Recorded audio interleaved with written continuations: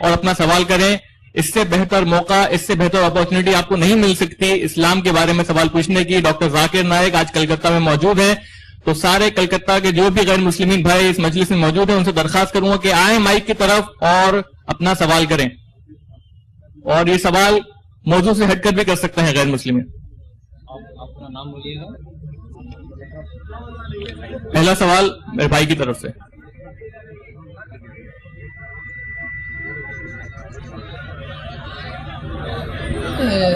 श्रीमान, मेरा नाम राजेंद्र शुक्ला है, मैं प्राइवेट ट्यूटर हूँ. मुझे आपका ये भाषण बहुत दिनों से सुन रहा हूँ, मुझे बहुत पसंद आता है.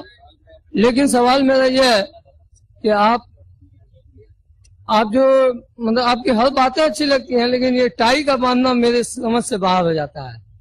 बस इतना ही मेरा सवाल.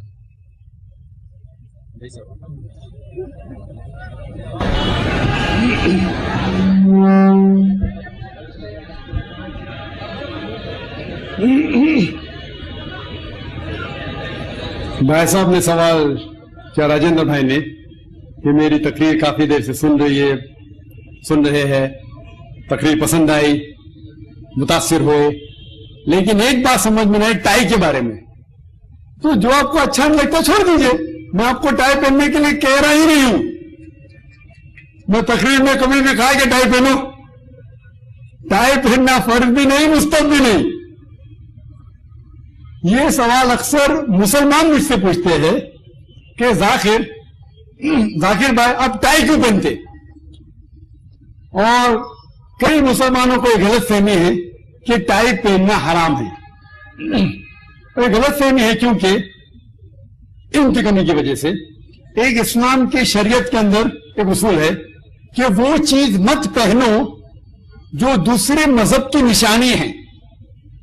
मिसाल के तौर पे क्रॉस, सलीब पहनना हराम है, वो ईसाइयत की निशानी है. ओम पहनना हराम है क्योंकि हिंदू मजहब की निशानी है. टीका, ये सब तो निशानी है गैर इस्लामी मजहब की, वो पहनना हराम है. कई मुसलमान को गलत फहमी के टाई भी सलीब की निशानी है, उनकी गलत फहमी की वजह से. क्योंकि इतना वेस्टर्न कल्चर के खिलाफ है, मैं भी वेस्टर्न कल्चर के खिलाफ हूं, लेकिन जो बात इस्लामी शरीयत के खिलाफ नहीं, वो गलत कहने की इजाजत नहीं. और इस टाई के बारे में एक रिसर्च किया गया था रियाद के अंदर, रियाद शहर के अंदर, सऊदी अरेबिया में. वो डॉक्टर बिलाल फिलिप्स के एक दोस्त थे. तहकीक कि क्यों ये लोग कहते हैं हराम, और कुछ चीज उन्हें गलत लगी नहीं. ये टाई के बारे में अगर जानना चाहते हैं आप, अगर इंसाइक्लोपीडिया ब्रिटानिका पढ़ेंगे उसमें लिखा हुआ है, और इंसाइक्लोपीडिया अमेरिकाना में उसमें लिखा हुआ है कि टाई ये शुरू हुई एक शहर देश जिसका नाम है बोस्निया. बोस्निया में ये एक कल्चर था, कल्चरल ड्रेस. पहले बो जैसा शुरू हुआ, फिर कुछ ममालिक में जब ठंडी थी, ठंडे कपड़े को बांधने के लिए गांठ बांध दी गई और ये फैशन हो गया.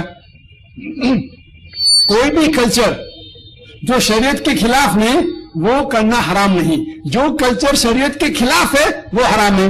मिसाल के तौर पर वेस्टर्न कल्चर के अंदर मर्द लोग आधी चड्डी पहनते हैं, या आधी चड्डी पहनना मर्द के लिए हराम है, तो वो कल्चर हम अपना नहीं सकते. लेकिन कोट पहनना शरीयत के खिलाफ नहीं, तो आप कोट पहन सकते. शर्ट पहनना, लोग बोलते शर्ट हराम है. शर्ट कम से कम 5 मरतबा कुरान मजीद में उसका जिक्र है. सूरह यूसुफ में 4 बार, सूरह यूसुफ, और जो किस्सा पढ़ेंगे यूसुफ अलैहिस्सलाम का और जो देखा था उसके अंदर शर्ट, कमीज का लफ्ज है, कमीज, शर्ट का जिक्र है. लोग बोलते हैं कि ये सलीब की निशानी है. आप अगर तोप, जो अरब लोग तोप पहनते ना, तोप, अगर उसको ऊपर करेंगे सलीब दिखता है कि नहीं? तोप जानते, तोप कुर्ता, लंबा कुर्ता जो नीचे तक के पहुंचता है, थकने तक, उसे कहते तोप. तोप अगर आप हाथ उल्टा करेंगे सलीब की निशानी, उसका मतलब नहीं कि तोप पहनना हराम है. आप बाइबल में पढ़ो, बाइबल में कहीं भी टाई का जिक्र नहीं है. लोग की गलत फहमी है कि टाई ईसाई मजहब की निशानी है, ये कल्चरल ड्रेस है। और आप जानना चाहते बोस्निया में मुसलमान ज्यादा है गैर मुस्लिम से, तो लोग को ये हैरानियत होगी कि टाई जो है किधर का कल्चर है, बोस्निया का। आप जानते ना बोस्निया में कई मुसलमानों को कत्ल किया गया था। वो अलग बात है कि वो अक्सर मुसलमान इस्लाम पे नहीं थे, लेकिन मुसलमान तो थे क्या नहीं। तो ये बोस्निया और क्रोएशिया से शुरू हुआ। तो कम इल्म होने की वजह से लोग कहते टाई हराम है। टाई मुबाह है, मुबाह, ऑप्शनल। पहनने क्या पहनो, मत पहनने क्या मत पहनो, अच्छा नहीं लगता छोड़ दो।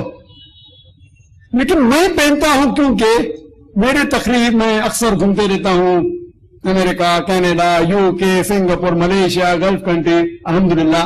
और कई गैर मुसलमान से मेरा ताल्लुक होता है, और वहां एक फॉर्मल ड्रेस है, कोट और टाई। अक्सर मैं मुंबई में नहीं पहनता हूं, लेकिन जब भी तकरीर करता हूं उसी वक्त पहनता हूं, क्योंकि मेरी तकरीर अल्लाह के फजल से 150 ममालिक में दिखती है हर रोज। ये भी तकरीर इंशाअल्लाह चंद महीने बाद कम से कम 150 ममालिक में दिखेंगी अल्हम्दुलिल्लाह इंशाअल्लाह।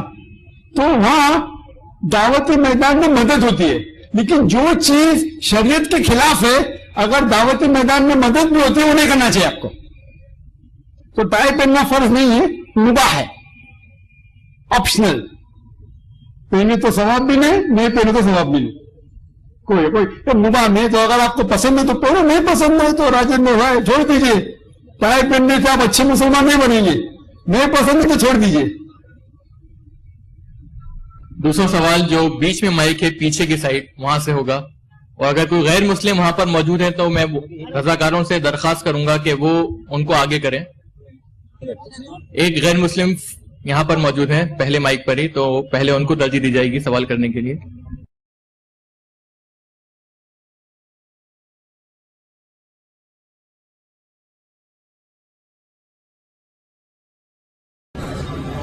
भाई ने बहुत अच्छा सवाल पूछा, एक बहुत अहम सवाल।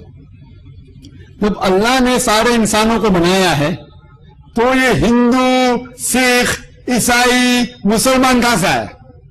बहुत अच्छा सवाल है भाई साहब। इसीलिए मैं गैर मुसलमान भाइयों से सवाल अगर जब करते हैं मुझे अच्छा लगता है अल्हम्दुलिल्लाह। और आप कोई भी सवाल पूछ सकते, चाहे वो इस्लाम के खिलाफ है, मैं जवान हूं लेकिन मैं ले सकता हूं अल्हम्दुलिल्लाह। आप कोई भी सवाल पूछ सकते, चाहे मौजू के अंदर है, मौजू के बाहर है, कोई भी सवाल इस्लाम और दीगर मज़हब के बारे में, या हिंदुइज्म हो या सिखिज्म हो या क्रिश्चियनिटी हो, आप पूछ सकते बिना झिझक। वो मौका बार बार नहीं आता, आप कोई भी सवाल पूछ सकते। भाई साहब ने अच्छा सवाल पूछा कि जब खुदा ने, अल्लाह ने सारे इंसानों को बनाया, तो ये हिंदू, सिख, ईसाई, मुस्लिम कहां से आए? अल्लाह ताला फरमाते कुरान में कि अल्लाह सुब्हानहू व तआला ने एक ही मजहब भेजे, एक ही मजहब, बस अल्लाह ने एक ही मजहब सिर्फ भेजे। वो मजहब है कि अपनी ख्वाहिश अल्लाह ताला के हुक्म के ऊपर निछावर करना। अल्लाह ताला फरमाते कि एक ही मजहब भेजे, लेकिन जब पैगंबर भेजे अल्लाह ताला ने, लोग ने उसे दिगर मज़ाहिब में तब्दील किया। अल्लाह ने जितने अल्लाह के पैगंबर आए, आदम अलैहिस्सलाम से, आदम अलैहिस्सलाम, नूह अलैहिस्सलाम, इब्राहिम अलैहिस्सलाम, मूसा अलैहिस्सलाम, ईसा अलैहिस्सलाम, मोहम्मद सल्लल्लाहु अलैहि वसल्लम, ये सारे पैगंबर ने एक ही मजहब का प्रचार किया, एक ही मजहब सिखाया, जिसका नाम है अपने सारे ख्वाहिश। इस्लाम की मानी है, जो लफ्ज आता है सलम से, सलम जिसके मानी है सलामत, और सिल्म से जिसकी मानी अपनी ख्वाहिश अल्लाह सुब्हानहू व तआला के अहकाम के मुताबिक जीना, यानी शावर करना, सिल्म से आता है। यानी अमन हासिल करना अपनी ख्वाहिश खुदा के मुताबिक चलने के बाद। तो ये मजहब जो है अपनी ख्वाहिश निछावर करना अल्लाह के मुताबिक, सारे पैगंबर ने वो ही सिखाए, चाहे वो आदम अलैहिस्सलाम हो, नूह अलैहिस्सलाम हो, इब्राहिम अलैहिस्सलाम, मूसा अलैहिस्सलाम, मोहम्मद सल्लल्लाहु अलैहि वसल्लम। लेकिन जिस तरीके से मैंने कहा अपनी तकरीर में कि वक्त की तब्दीली की वजह से, वक्त के गुजरने की वजह से लोगों ने अपने मजहब की किताब को बदला। जिस तरीके से अल्लाह ताला फरमाते सूरह बकरा में सूरह नंबर 2 आयत नंबर 79, फवैलुल लिल्लज़ीना यक्तुबूनल किताब बिअयदीहिम सुम्मा यक़ूलूना हाज़ा मिन इंदिल्लाह लियश्तरू बिही समनन कलीला फवैलुल लहुम मिम्मा क़दमत अयदीहिम ववैलुल लहुम मिम्मा यक्सिबून। कि लानत है वो लोगों पे जो लोग किताब अपने हाथ से लिखते हैं और कहते हैं कि खुदा की तरफ से है। लानत है वो लोगों पे जो लोग इसके जरिए कमाते हैं। लानत है उनके हाथ पे जिन हाथ से वो लिखते हैं। तो इससे हमें यह पता लगता है कि जितनी किताबें कुरान मजीद के पहले आए लोगों ने उन्हें तब्दील किया, लेकिन इसके बावजूद जैसा मैंने कहा मेरी तकरीर में कि ये किताब की बिगड़ी शक्ल में भी वहदानियत है। एक खुदा का तसव्वुर है, वो खुदा जिसका ना कोई आकार है ना कोई प्रतिमा है, उस खुदा की सिर्फ इबादत करो। तो हमें क्या करना चाहिए? अब जो देखते हैं मुख्तलिफ मज़ाहिब जो आप देखते हैं वो इसीलिए है क्योंकि लोग अपने मजहब की किताब को नहीं पढ़ते। ये जितने सेशंस होते हैं आप देखेंगे इंटरफेथ डायलॉग। इंटरफेथ डायलॉग मतलब दीगर मज़ाहिब में भाईचारा। इंटरफेथ डायलॉग, कम्युनल हार्मनी, जिसको मैं कहता हूं ये सिर्फ एक दिखावा है। जब होते सेशंस ईसाई आता है बात करता है कि सारे मजहब एक है, सारे मजहब एक है, ईसाई आके बात करता है हिंदू मजहब भी वही सिखाता, इस्लाम मजहब भी वो सिखाता है, हिंदू मजहब भी वो सिखाता। फिर हिंदू पंडित आएगा वो कहेगा हिंदू मजहब भी वो सिखाता है, इस्लाम मजहब भी वो सिखाता है, ईसाई मजहब भी वो सिखाता है। फिर कोई मुस्लिम आके कहेगा सब मजहब एक है, इस्लाम मजहब भी वो सिखाता है, हिंदू मजहब भी वो सिखाता है, ईसाई मजहब भी वो सिखाता है। इसको कहते हैं इंटरफेथ डायलॉग, जिसको मैं कहता हूं ये सिर्फ दिखावा है, बनावट है। अगर वो पंडित आके कहता है कि हिंदू मजहब भी वही सिखाता है, ईसाई मजहब भी वो सिखाता है, मुसलमान मजहब इस्लाम मजहब भी सिखाता है, तो हिंदू पंडित क्या मुसलमान बनेगा? और जवाब है नहीं। क्या वो ईसाई पादरी क्या हिंदू बनेगा? नहीं। क्या वो मुसलमान मौलाना क्या वो ईसाई बनेगा? और जवाब है नहीं। ये सिर्फ दिखावा है कि सारे मजहब वो ही सिखाते। मैं क्या कहता हूं कि सारे मजहब 100% यकसा नहीं, लेकिन अल्लाह ताला फरमाते सूरह इमरान में सूरह नंबर 3 आयत नंबर 64, जिस आयत से मैंने तकरीर शुरू की, ताला इला कलमतिन सवाइम बैना बैनकुम, और हम उस बात की तरफ जो आप और हम में यकसा है। सबसे पहली बात अल्लाह नअबुद इल्लल्लाह, कि अल्लाह एक है, सिर्फ उसकी इबादत करें। तो मेरा फॉर्मूला क्या है? सब मज़ाहिब के लोग से, चाहे वो हिंदू हो, सिख हो, ईसाई हो या मुस्लिम हो, मेरा फॉर्मूला है कुरान की आयत के ऊपर, जिसे मैं कहता हूं मास्टर की, सारे तालों को खोलने वाली चाबी। मैं कहता हूं कम से कम आप इतना मानो कि बाकी मजहबी किताब सही है कहने उसे छोड़ दो। आप कम से कम इतना मानो कि एक किताब तो सही होगी, एक किताब तो कम से कम सही होगी। तो हिंदू कहेगा मुझे यह मानने में कोई एतराज नहीं, बाकी बाइबल सही है कहने, कुरान सही कहने छोड़ दो, मेरी वेदा तो सही है। वही चीज अगर ईसाई कहेंगे बाकी किताब सही है कहने छोड़ दो, कम से कम एक किताब तो सही है, वो कहेंगे हाँ भाई मेरी बाइबल सही है, अल्लाह की किताब है, कि वो खुश। मुसलमान कहेंगे बाकी मजहब की किताब सही है कहने छोड़ दो, मेरा कुरान तो सही है। तो इस बात को मानने के लिए कोई भी एतराज नहीं करेगा, कोई भी मजहब का मानने वाला ये एतराज नहीं कहेगा कम से कम एक किताब तो सही है 100%। तो हर मजहब वाला सोचेगा कि मेरी किताब सही है। तो ये फॉर्मूला जो मैं कह रहा हूं जवाब वो कुरान की वही आयत सूरह इमरान सूरह नंबर 3 आयत नंबर 64 में ताला इला कलमतिन सवाइम बैना बैनकुम, आओ हम उस बात की तरफ जहां पर हमें यकसा है। तो मैं ये कहता हूं कि जो सारे मजहब में ईसाई मजहब, हिंदू मजहब, इस्लाम मजहब में जो यकसा है वो चीज के ऊपर अमल करो, बाकी चीज छोड़ दो। कम से कम शुरुआत में बाकी चीज सही है गलत तो बाद में सोचेंगे, कम से कम वो चीज जो यकसा है उसके ऊपर तो अमल करो। और जब हम तहकीक करते हैं पता चलता है कि सारी मजहबी किताब में लिखा हुआ है कि खुदा एक है, कि उसी खुदा की इबादत करो, बुत मत बनाओ। तो बनाते हैं वो अलग बात है, क्योंकि मजहब के मानने वाले अपनी किताब पढ़ते कहां, میں اتنے حوالات دیا سارے مذہب کی کتابوں میں سے، بت بنانا حرام ہے، پھر بھی بناتے، ہندو لوگ بناتے، عیسائی لوگ بناتے، عیسیٰ علیہ السلام کا بناتے، نعوذ باللہ. تو میں کہتا ہوں کم از کم اپنی مذہبی کتاب پہ تو عمل کرو. تو میں کہتا ہوں کہ جو یکساں ہے ساری مذہبی کتاب میں کم از کم شروع میں اس کے اوپر تو عمل کرو، تو تمہیں یہ پتا لگے گا کہ سارے مذہب میں خدا ایک ہے، اسی کی عبادت کرو، شرک مت کرو، خدا کے ساتھ کسی کو شریک مت کرو، اور سارے چیز جو تقریر میں کہا. دوسری بات میں تقریر کیا ہوں محمد صلی اللہ علیہ وسلم کا ذکر دیگر مذاہب میں، عالمی مذاہب میں، اور میں ثابت کیا ہوں کہ ہندو مذہب میں بھی محمد صلی اللہ علیہ وسلم کا ذکر ہے، عیسائی مذہب میں محمد صلی اللہ علیہ وسلم کا ذکر ہے، پارسی مذہب میں محمد صلی اللہ علیہ وسلم کا ذکر ہے، بدھ مذہب میں محمد صلی اللہ علیہ وسلم کا ذکر ہے. کم از کم اس کو تو مانو، باقی چیز چھوڑ دو. یہ تو بات لو اللہ ایک اور محمد صلی اللہ علیہ وسلم کا ذکر سارے مذاہب، اہم مذاہب میں ہے، عالمی مذاہب میں. تو کم از کم اس کے اوپر تو عمل کرو. افسوس کی بات ہے کہ لوگ اپنی خود کی مذہب کی کتاب نہیں پڑھتے، اور جو لوگ مذہب کے ٹھیکیدار ہے، دھرم ادھیکاری لوگ جو ہے، وہ مذہب کو ایک مدعا بناتے ہیں ووٹ بینک کے لیے.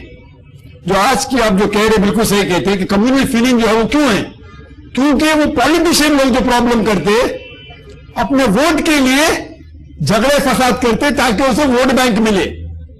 اکثر 100% نہیں تو اکثر کہہ سکتے 90% کہو 99% کہو، میں آپ کو چھوڑتا ہوں. لیکن اکثر پالیٹیشین لوگ آپ دیکھیں گے ہمارا دیش جو ہندوستان ہے وہ سب سے سارے دنیا میں جس میں سب سے زیادہ کمیونل رائٹ مذہب کے بنیاد کے اوپر جو فساد ہوتے ہیں، جھگڑے فساد، نمبر 1 پہ شہر دیش آتا ہے ہندوستان. کیونکہ مذہب کے ذریعے سے لوگ فائدہ اٹھا کے جھگڑا فساد پیدا کرتے. اگر ایک جگہ ہے نہ جھوپڑ پٹی ہے بلڈنگ بنانے کا، کیا کرو مذہب کے نام پہ دنگا فساد کرو، جھوپڑوں کو جلا دو، وہاں 5 اسٹار ہوٹل آ گیا. عام ہے، آپ دیکھو ہو رہا ہے کہ نہیں. تو میری گزارش ہے میرے ہندوستان بھائیوں سے، چاہے وہ مسلمان ہو، ہندو ہو، سکھ ہو یا عیسائی ہو، اپنی مذہب کی کتاب پڑھو.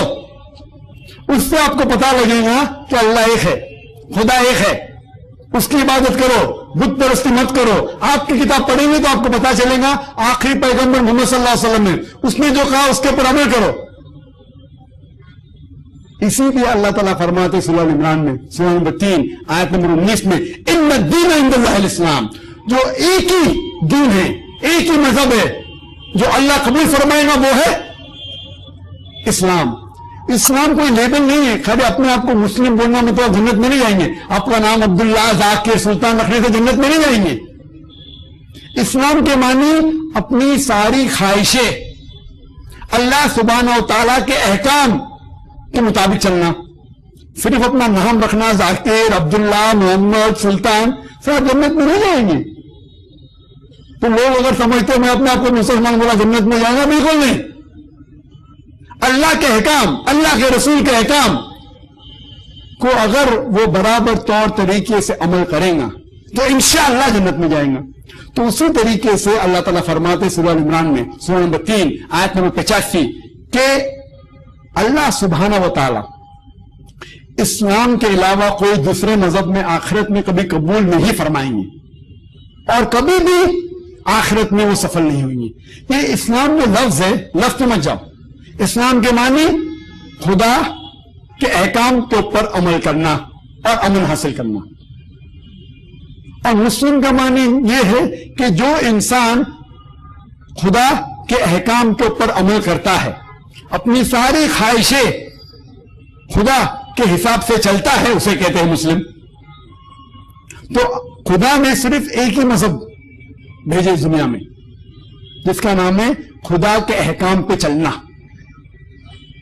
وہ لوگوں نے اپنے فائدے کی وجہ سے مختلف مذاہب میں باتیں جو آپ دیکھ رہے، اسی لیے اگر آپ اپنی مذہبی کتاب پہ جائیں گے اور کم از کم وہ جو یکساں ہے اس کے اوپر عمل کریں گے تو انشاءاللہ آپ صراط مستقیم پائیں گے.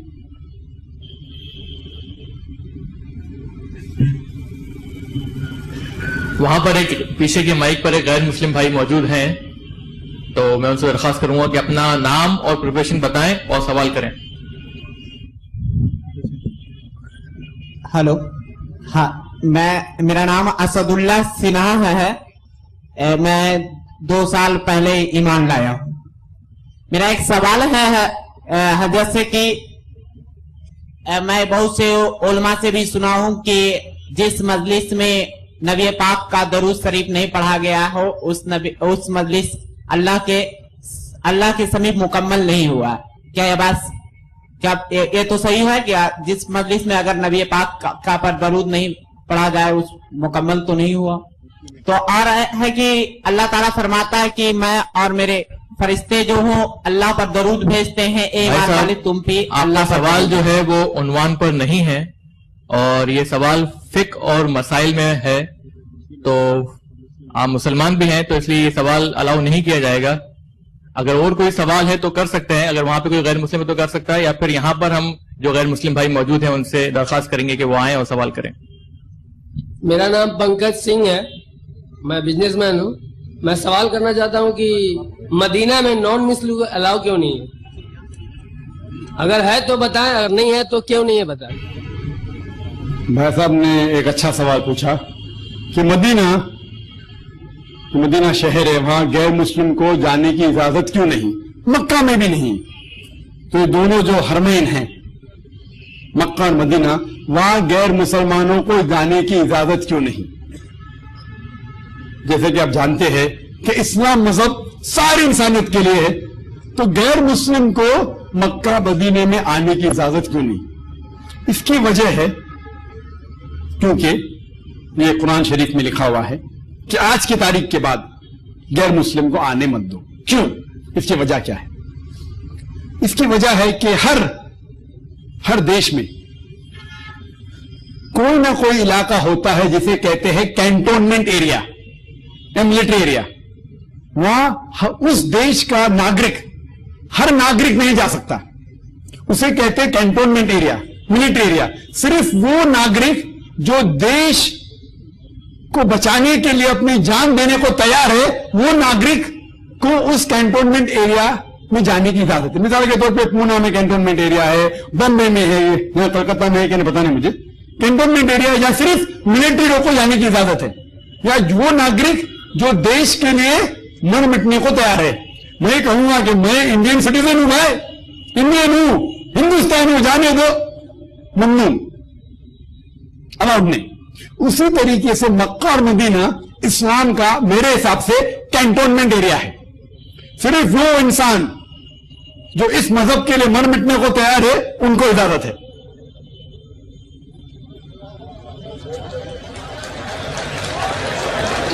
وہ انسان جو مر مٹنے کو تیار ہے اس مذہب کے لیے ان کو الاؤڈ ہے. دوسرا حصہ جواب کا، جب بھی آپ کوئی دیش میں جانا چاہتے ہیں اس کے لیے ویزا کی ضرورت ہے. ویزا مثال کے طور پہ ویزا ملنا کچھ ممالک میں ویزا ملنا آسان ہے، کچھ ممالک بہت مشکل ہے. مثال کے طور پہ امریکہ میں ویزا ملنا بہت کٹھن ہے. 10 سوال پوچھیں گے، یہ فلانا ڈھمکا سب. میں جب گیا تھا پہلی بار سنگاپور کئی بار گیا ہے، وہاں لکھا تھا امیگریشن فارم پہ ڈیتھ ٹو ڈرگ ٹریفکرز. اگر آپ کے پاس ملا، ڈرگ مطلب ہیروئن، کوکین، چرس، گانجا آپ کے پاس ملا تو سزائے موت. اگر مجھے سنگاپور جانے کا ہے تو مجھے ان کے قانون کو ماننا پڑے گا، نہیں تو سنگاپور میں جا ہی نہیں سکتا. اگر میرے پاس کوکین، چرس، گانجا ملے گا سزائے موت. میں نہیں کہہ سکتا سزائے موت، یہ غلط ہے تو سنگاپور میں جاؤ. یہ ویزا کے کنڈیشنز ہے. اسی طریقے سے مکہ اور مدینہ جانے کے لیے ویزا کے لیے انسان کو اپنے زبان سے صرف کہنا چاہیے لا الہ الا اللہ محمد رسول اللہ. اللہ ایک ہے، اس کے علاوہ کوئی معبود نہیں، اور محمد صلی اللہ علیہ وسلم اس کے آخری پیغمبر ہے. اگر آپ یہ کہیں گے آپ کے زبان سے تو آپ کو کوئی روکے گا نہیں مکہ مدینہ جانے کے لیے.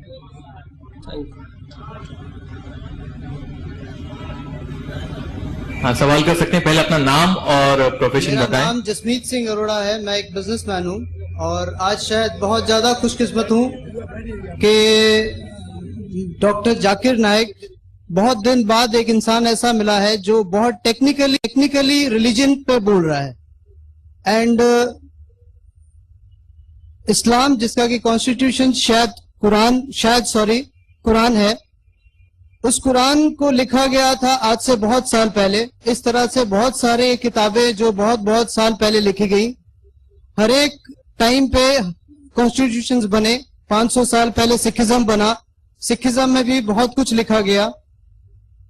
اسلام ایک بہت ایکسلنٹ ریلیجن ہے. میرا جگری دوست مسلم ہے، علی نام ہے اس کا. لیکن آج تک مجھے یہ سمجھ میں نہیں آیا کہ ہر ریلیجن میں ایک جب کانسٹیٹیوشن دیا جاتا ہے، ہمارے انڈین کانسٹیٹیوشن میں بھی ہے کہ یہ آپ کے رائٹس ہیں، یہ آپ کی ڈیوٹیز ہیں، یہاں آپ بچ سکتے ہو، یہاں آپ نہیں بچ سکتے ہو. یہ شاید آپ کے گیٹ اویز ہیں، ایکسیپشنل کیسز فار. ہم اسلام میں بھی دیکھ سکتے ہیں کہ بھی اگر آپ بیمار ہو تو آپ بیٹھ کے نماز پڑھ سکتے ہو. تو آج اس طریقے سے اسلام میں بہت ساری گیٹ اویز ہیں جس کا کہ میں نے دیکھا ہے کہ ہمارے مسلم بھائی اور خاص کر کے نان مسلمز اس کی ابیوز بہت زیادہ کرتے ہیں. Islam is one of the most abused religion in the world. Why آپ لوگ اتنی ٹیکنیکلی باتیں کرتے ہو، اس ابیوز کو اپنے اسلام بھائیوں سے نہیں بچا پا رہے، پلس نان مسلموں سے نہیں بچا رہے. کیوں؟ ہمارے بھائی صاحب نے بہت اچھا سوال کیا ماشاءاللہ، اور بہت اہم سوال اور بہت صحیح سوال. انہوں نے کہا کہ کتنے دیگر مذاہب ہے اسلام میں، اور الحمدللہ اسلام کے بارے میں کچھ جانکاری رکھتے ہیں. کہتے ہیں کہ اس کے اصول ہے حرام حلال، اجازت ہے، اگر آپ بیمار ہے تو بیٹھ کے نماز. بالکل صحیح فرمایا. اتنا ٹیکنیکل ریلیجن ہونے کے باوجود why is it the most abused religion? سب سے زیادہ کوئی مذہب کے خلاف آواز آج کی تاریخ میں وہ اسلام کے خلاف. کیوں؟ بہت اچھا سوال. مذہب کا سوال ہے کہ اسلام کے خلاف سب سے زیادہ لوگ کیوں خلاف بات کر رہے؟ کیوں؟ اس کی وجہ ہے کیونکہ جو لوگ اسلام کو نہیں پسند کرتے انہیں ڈر ہے کہ اگر اسلام پھیلے گا تو ان کے لیے خطرہ ہے. آج اسلام سب سے زیادہ پھیلنے والا مذہب ہے ساری دنیا میں. اگر آج کی میڈیا، ٹیلی ویژن چینل ہو، سیٹلائٹ چینل ہو، انٹرنیشنل نیوز پیپر ہو، انٹرنیشنل میگزین ہو، سب سے زیادہ جو خلاف بات کر رہے کوئی بھی مذہب کے وہ ہے اسلام. آج کے پیپر میں میں نے پڑھا کشونت سنگھ، وہ بہت اچھا مانا والے خط ہے. آج کے ٹیلی گراف پیپر میں کلکتہ میں نے پڑھا تو اس کو بھی اسلام کے خلاف بات کرنے کا شوق آ گیا. کیوں؟ اور آج کے پیپر میں لکھتا ہے کشونت سنگھ کہ چند مہینوں سے میں لگاتار کیوں ٹی وی دیکھ رہا ہوں، خصوصاً ڈاکٹر ذاکر نائک کے پروگرام. چند مہینوں سے. کشونت سنگھ نے ایک آرٹیکل لکھا تھا چند مہینے پہلے میرے بارے میں، میرے خلاف اٹھ پٹان. کچھ پرابلم نہیں، کچھ فرق پڑتا نہیں. آج بھی لکھا، لیکن آج جو حکمت کے ساتھ لکھا. پہلے جو لکھا تھا سب غلط لکھا تھا، آج حکمت کے ساتھ لکھا.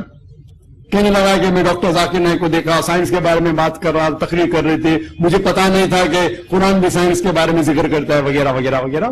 پہلے ذرا تعریف کی، پھر اس نے کہا کہ میں نے ویمن رائٹ دیکھ رہا ہوں، لیکن ڈاکٹر نائک یہ کہتے ہیں کہ خواتین کو حجاب میں ہونا چاہیے، سارا جسم دکھانا چاہیے، صرف چہرہ اور ہاتھ رس تک کے دکھ سکتا ہے، کو ایڈوکیشن نہیں ہونا چاہیے، اور ہیڈ آف اسٹیٹ نہیں ہونا چاہیے.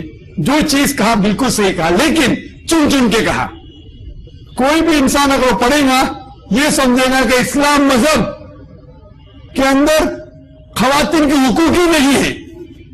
اسے کہتے ہیں an act of a devil، شیطان کا کلام، شیطان کی قلم.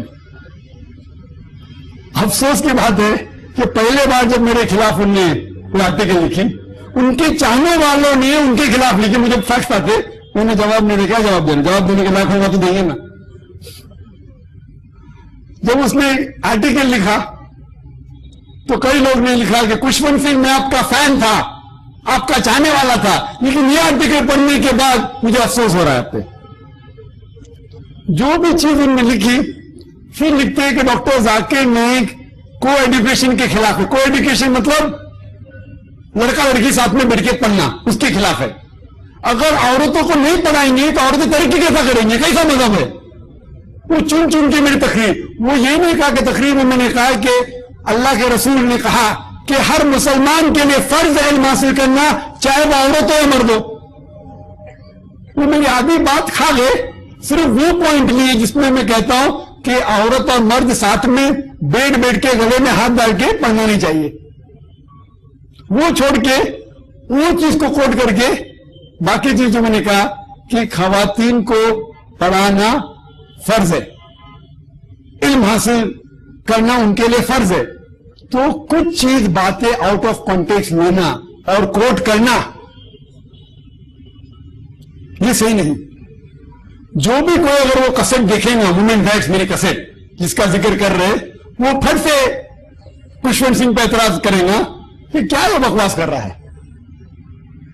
मैंने ये कहा कि यूके गवर्नमेंट कह रही है कि आदमी और औरत, लड़का लड़की साथ में पढ़ाई करेंगे तो उनका तवज्जो पढ़ाई से ज्यादा लड़की लड़का पे रहेगा। तो वो कहता है कि डॉक्टर जाकिर नाइक कह रहे, उनको ये कहना चाहता था कि बीबीसी में एक प्रोग्राम आया था जिसमें जिक्र है कि लड़का लड़की साथ में पढ़ने से तवज्जो पढ़ाई पे कम होती है, इसीलिए यूके में सिंगल सेक्स स्कूल ज्यादा खोल रहे हैं। ये मेरा आर्टिकल का कोटेशन था। तो खुशवंत सिंह को ये कहना चाहिए कि बीबीसी और यूके में ऐसी वाहियात चीज अगर लोग रिसर्च करेंगे तो यूके तरक्की नहीं करेगा। वो मेरे पे इल्जाम लगा रहे, आप समझ रहे? तो इसे कहते हैं कि येलो जर्नलिज्म। क्यों? इस्लाम के खिलाफ लिखेंगे तो पैसा मिलेगा, मिलेगा कि नहीं? अब सलमान रश्दी कौन जानता था उनको? बहुत कम लोग जानते थे, अभी सारी दुनिया जानती। इस्लाम के खिलाफ लिखो तो आपने जो कहा कि Y is it the biggest abuse religion, because it is the scapegoat of today. क्योंकि इस्लाम अल्हम्दुलिल्लाह सबसे ज्यादा फैलने वाला मजहब है। अगर खुशवंत सिंह सही है, अगर ये बाकी लोग जो कहते हैं कि इस्लाम एक रिलीजन ऑफ टेररिज्म है, एक दहशत गर्दी का मजहब है जिसमें अनसाइंटिफिक है, खवातीन के हुकूक नहीं है, तो आज के तारीख में सबसे ज्यादा फैलने वाला मजहब इस्लाम क्यों है? अमेरिका में आज सबसे ज्यादा फैलने वाला मजहब इस्लाम है, यूरोप में सबसे ज्यादा फैलने वाला मजहब इस्लाम है। और आप जानते हैं जो लोग इस्लाम कबूल कर रहे हैं उनमें से 2/3 हिस्सा, 2/3 of the people, more than 65% of the people accepting इस्लाम, जो लोग इस्लाम कबूल कर रहे हैं 65% उनमें से खवातीन है, औरतें हैं। अगर इस्लाम खवातीन के हुकूक नहीं देता तो ये अमेरिकन औरतें इस्लाम क्यों कबूल कर रहे? ये यूरोपियन औरतें इस्लाम क्यों कबूल कर रहे? क्योंकि इस्लाम में उनको हुकूक मिल रहे हैं। अगर खुशवंत सिंह सही है कि इस्लाम में खवातीन के हुकूक नहीं है तो औरतें इस्लाम क्यों कबूल कर रहे? क्यों? क्योंकि उनने इस्लाम का मुताला किया है और उन्हें पता लग गया है कि सिर्फ इस्लाम में इस्लाम में खवातीन के हुकूक है जिनसे वो तरक्की कर सकते। तो आज लोग इस्लाम के खिलाफ क्यों बात कर रहे हैं? क्योंकि अगर इस्लाम जिस तेजी से फैल रहा है तो लोगों को खतरा है कि इस्लाम फैलेगा तो इस्लाम में शराब हराम है, नाच गाना मायागिरी हराम है, पोर्नोग्राफी हराम है, रिश्वत देना हराम है। अगर ये फैलेगा तो बहुत लोगों को नुकसान होगा। तो लोग अपनी सारी ताकत लगा, अमेरिका पहले कम्युनिज्म के खिलाफ थी, अभी कम्युनिज्म गया, अब इस्लाम के खिलाफ। उन्हें खतरा है इस्लाम से। क्या खतरा है? कि इस्लाम जिस तेजी से फैल रहा है उनको जो लगता है कि दुनिया में फायदे हैं, जो चीजें वो कर रहे हैं, dancing, coating, alcoholism, drug addict, वो सब वो बंद हो जाएंगे, उन्हें डर है। तो जो भी इस्लाम के खिलाफ اگر بات کر سکتا ہے اس کو بڑھاوا دیتے ہیں. تو اسی لیے Islam has been made the soft target. But الحمدللہ ثم الحمدللہ اس کے باوجود اسلام سب سے تیزی سے پھیلنے والا مذہب ہے. 11 سپٹمبر کا واقعہ ہوا, 5,000 سے زیادہ لوگ مر گئے نیو یارک کے اندر ورلڈ ٹریڈ سینٹر میں, جو ایسا ہوا غلط ہے. جس نے بھی 5,000 لوگ کو مارا قرآن کے خلاف ہے. قرآن کہتا ہے کہ سورہ مائدہ میں سورہ نمبر 5 آیت نمبر 32 میں کہ جو بھی انسان کوئی بھی دوسرے انسان کا قتل کرتا ہے, جان سے مارتا ہے, سوا قتل کے بدلے قتل یا دھرتی پہ فساد پھیلانے کے لیے, یہ دو وجہ کے علاوہ اگر کوئی بھی انسان دوسرے انسان کا قتل کرتا ہے وہ ایسا ہے کہ ساری انسانیت کا قتل کر رہا ہے.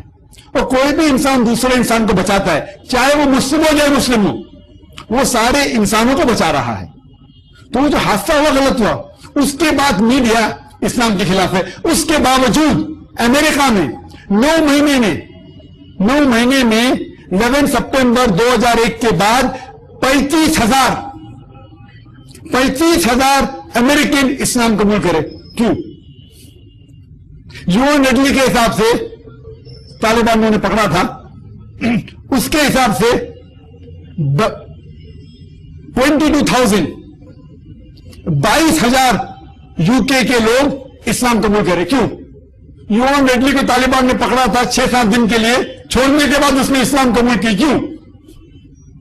جو خاتون گئی تھی افغانستان طالبان کے خلاف لکھنے کے لیے, 7 دن اس کو قید رکھا. جب چھوٹ گئی تو لوگ نے پوچھا آپ کے ساتھ کیا برتاؤ کیا؟ جس طریقے سے ایک مہمان کے ساتھ برتاؤ کرتے. اتنی متاثر ہوئی, اسلام قبول کی. میڈیا کیا اٹھ ہو گئی وہ. کیوں؟ پہلے میڈیا تو یون ریڈلی اس کو اونچائی پہ لے کے جا رہی تھی, جب وہ اسلام قبول کی اس کے خلاف ہو گئی. کیوں؟ کیونکہ اسلام ایک سچا مذہب ہے.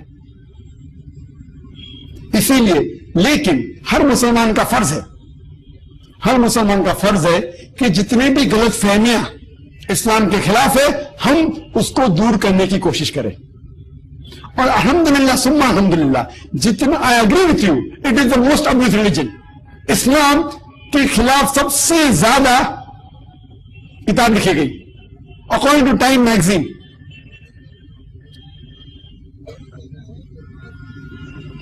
ذرا مائک شروع کریں. میرا یہ بھی کہنا ہے کہ اس ابیوز میں آج جو گیٹ اویز اسلام میں ہیں, آج میں نے جیسے بولا کہ قرآن بیٹھ کے مطلب نماز بیٹھ کے بھی پڑھ سکتے ہیں, اس طرح کے اور بھی بہت سارے گیٹ اویز ہیں. وہ نان مسلمز آدمی وہ گیٹ اویز یوز کرنے کے لیے اسلام کو اتنا یوز کر رہے ہیں کہ اس کے لیے آپ لوگوں نے آج تک کیا کیا ہے؟ What have you done till now? اس ابیوژن کو روکنے کے لیے آپ نے وہ ابیوز, ٹھیک ہے, آپ نے اسپرچولی ٹیکنیکلی کافی حد تک اس کو ٹھیک کر لیا, بٹ دین اگین جو انہرنٹ پرابلمز ہیں اس کو کیسے کیا ہوا اس کا؟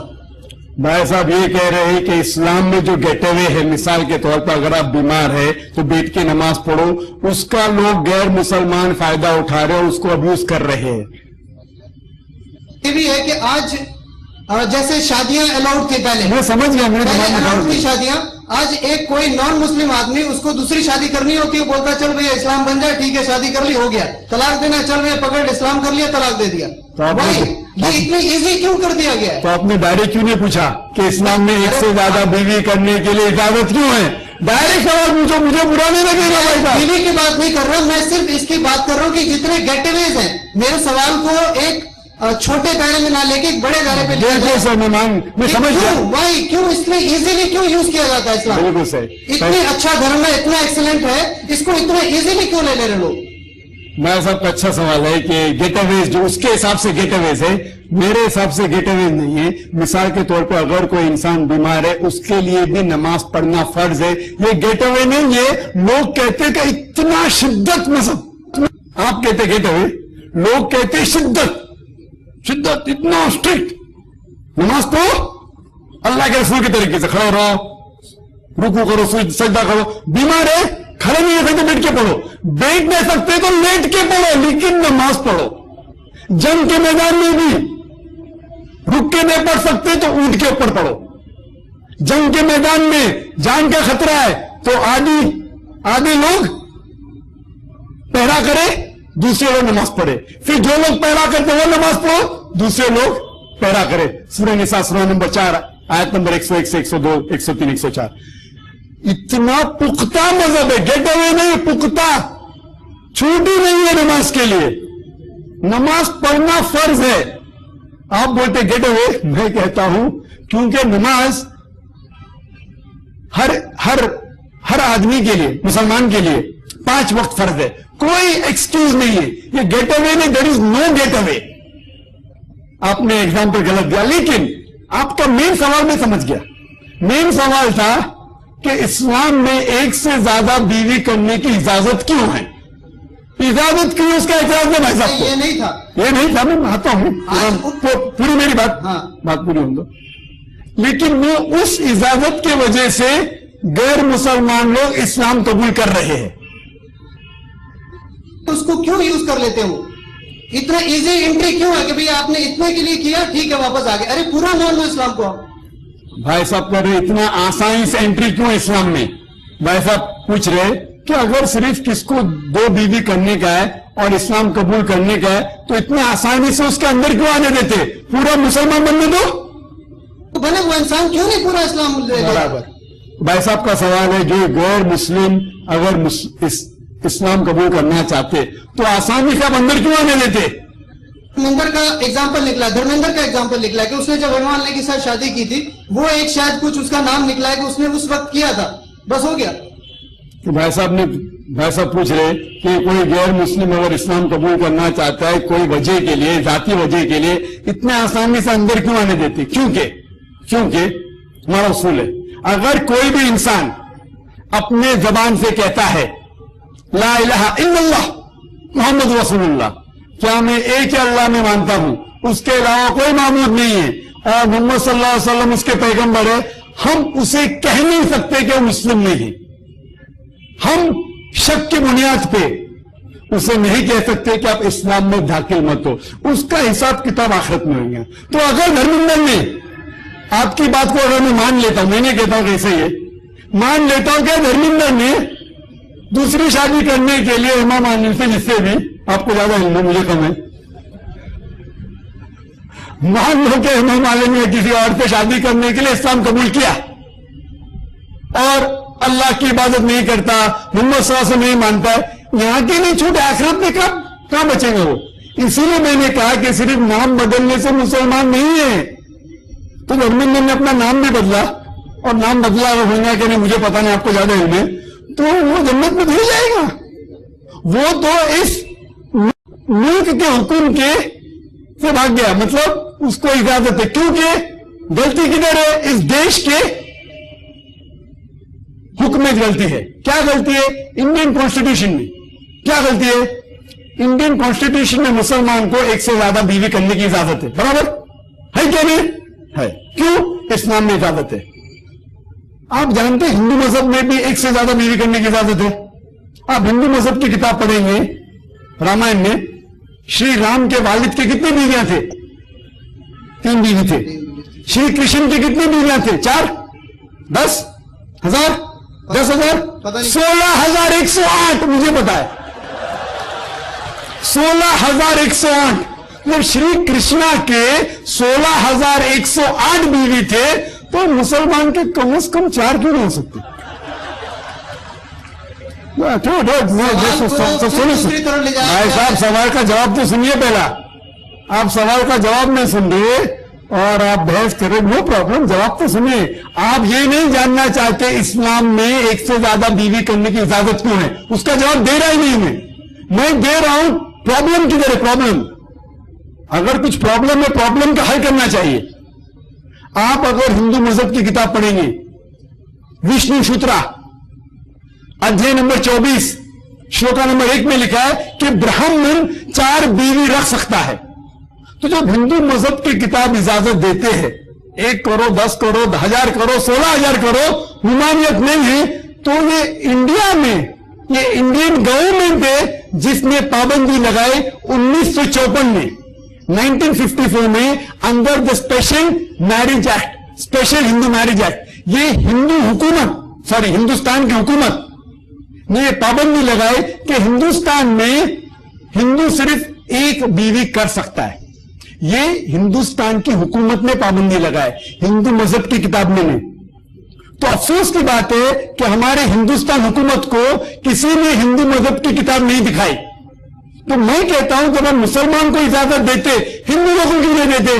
شری رام کی والدہ, شری رام کے والد کے 3 بیوی تھے, شری کرشن کے 16,108 تھے, وشنو سوترا میں لکھا کہ براہمن 4 بیوی رکھ سکتا ہے.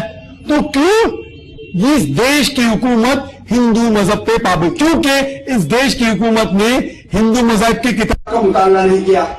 تو میری گزارش ہے اگر اس دیش حکومت ہندوؤں کو بھی اجازت دے, جتنی چاہے اتنی بیوی کرے, تو شاید دھرمیندر مسلمان نہیں.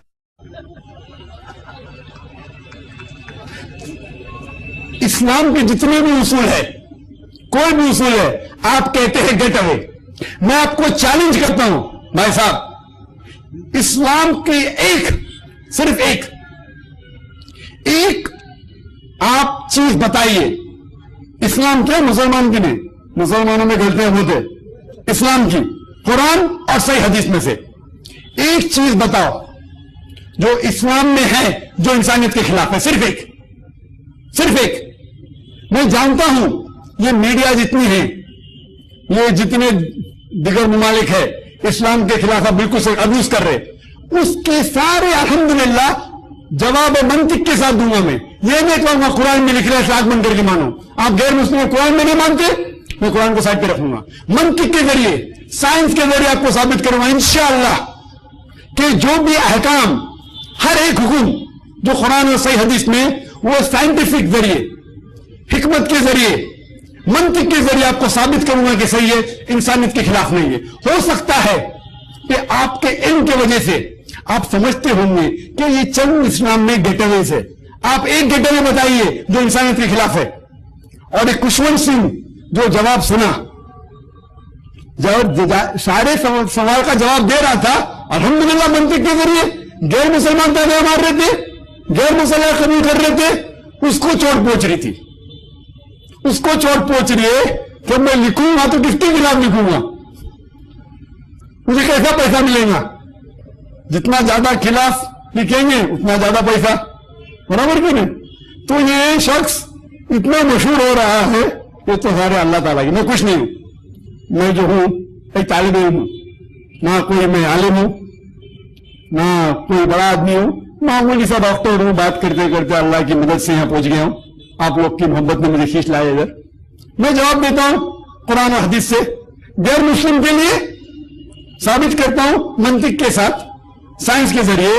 تو جو گیٹ اویز کہہ رہے ہیں, جس طریقے سے آپ نے سوال کیا, یہ غیر مسلم اسلام میں آسانی سے کیسے آ سکتے, کیوں آ سکتے؟ مجھے اس کے دل کی بات پتا نہیں. اگر وہ منہ سے کہتا ہے کہ میں اللہ پہ ایمان لے کے آتا ہوں, اللہ کے رسول پہ مانتا ہوں, میں اسے تسلیم کرتا ہوں, لیکن اس کا مطلب ہے آخرت میں جنت میں جائیں گا. آخرت میں اللہ سبحانہ و تعالیٰ سارے لوگوں کے دل کی بات جانتا ہوں, لیکن میں اس پہ الزام نہیں لگا سکتا ہوں. یہ کہہ سکتا ہے کہ ہو سکتا ہے کہ دوسری شادی کرنے کے لیے دھرمیندر نے اسلام قبول کیا, ہو سکتا ہے کہ اس کے ذریعے وہ ایمان بھی لے کے آئیں گا, پختہ ایمان. تو میں اسے اسلام میں آنے کی پابندی نہیں لگا سکتا ہوں.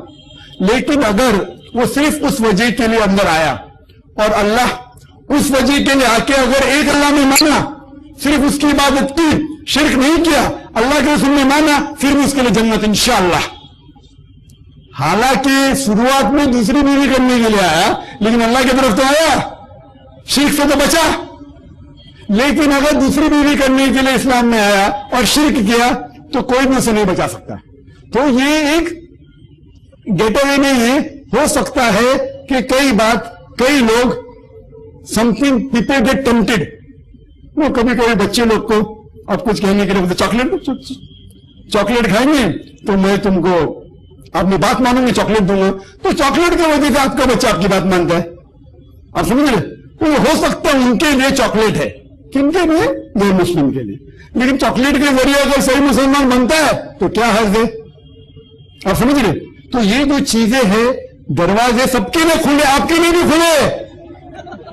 آپ بھی اسلام قبول کرنا چاہتے ہو تو بے شک میں آپ کو گلے لگاؤں گا, मैं ये नहीं कहूंगा कि भाई साहब की नीयत क्या है। क्या भाई साहब लोगों को दिखाना चाहते हैं कि मुस्लिम बने? आप कबूल करना चाहते हैं, एहलन व सहलन, मैं आपको गले लगाऊंगा। मैं भी कबूल करना चाहते फिर भी गले लगाऊंगा, नो प्रॉब्लम भाई साहब। होप ये आपके सवाल का जवाब है। थैंक यू सर, दुआ में ख्याल रखिएगा। जी हाँ, इंशाअल्लाह मैं अल्लाह से दुआ करूंगा आपको हिदायत दे।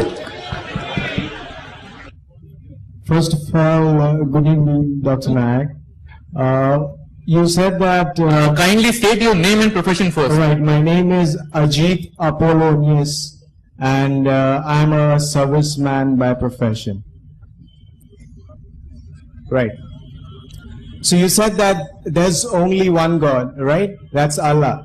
Now, I'm a Christian by faith, and what I believe is, if you have read the Bible, you said that you've read, and if you read, it's written very clearly that Jesus himself has said that I am the Son of God. No, the prophet has said that. You agree to it that Jesus is a prophet, right?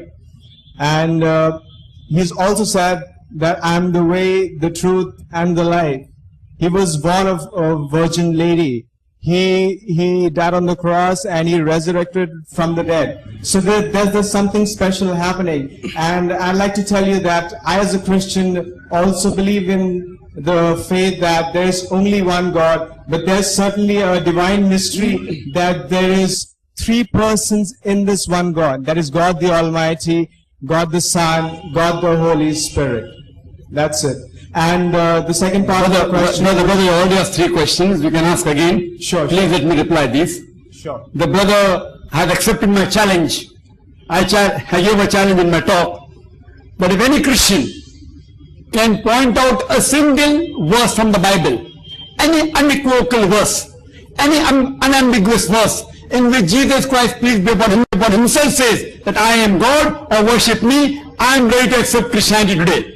Brother has pointed out three things in his short question. Point number one. He said that Jesus Christ said he was the Son of God. No other prophet said that. He told me I have read the Bible. Brother, I think you haven't read the Bible. The Bible has got sons of gods by the tons. In the Bible, God has got sons by the tons. If you read the Bible, it says Adam, peace be upon him, was the son of God. Abraham was the son of God, the firstborn. Israel was the son of God. David was the son of God. God has got sons by the tons. So how come you are saying that only Jesus Christ is the Son of God, peace be upon him? Because you have not read the Bible correctly. But I want to add on, the Christians say, no, he is not a normal son, he is the begotten son. And they quote, you didn't quote, I will quote to you. And they quote the Gospel of John, chapter number 3, verse number 16. They say, for God so loved the world that he gave his only begotten Son. Whosoever believeth in him shall not die, but have everlasting life. So, Jesus is not a normal son, he is the begotten Son. And when I ask the Christian, what is the meaning of the word begotten? They cannot explain. Begotten in English language means sired by God. Begetting is an animal act. It belongs to the function of lower animals of sex. And if you read the Revised Standard Version of the Bible, revised by 30 scholars of the highest eminence, backed by 50 different corporate denominations, they say that this word begotten in Gospel of John, chapter number 3, verse number 16, is an interpolation, is a concoction, is a fabrication. And 30 scholars of the highest eminence, Christian scholars, they have thrown this word begotten out of the Bible. Revised Standard Version of the Bible, RSV. Have you heard of the RSV, brother? Revised Standard Version. 30 scholars of the highest eminence, they have thrown this word begotten as an interpolation, as a concoction, as a fabrication. Coming to your second part of the question. Jesus Christ, peace be upon him, said, I am the way, the truth, and the life. No man cometh unto me. No man cometh unto my Father but by me. You didn't give the reference. What you're quoting is Gospel of John, chapter number 14, verse number 6. You quote the verse, I'm giving the reference with my God-given computer. You quoted the verse of the Bible. For God, that I am the way, the truth, and the life. No man cometh unto my Father but by me. What you're quoting is Gospel of John, chapter number 14, verse number 6. But to understand the verse, you have to know the context. If you want to know the context, brother, and if you have a Bible, you open a Bible. Do you have a Bible with you here? Can you open the mic? Do you have a Bible with you?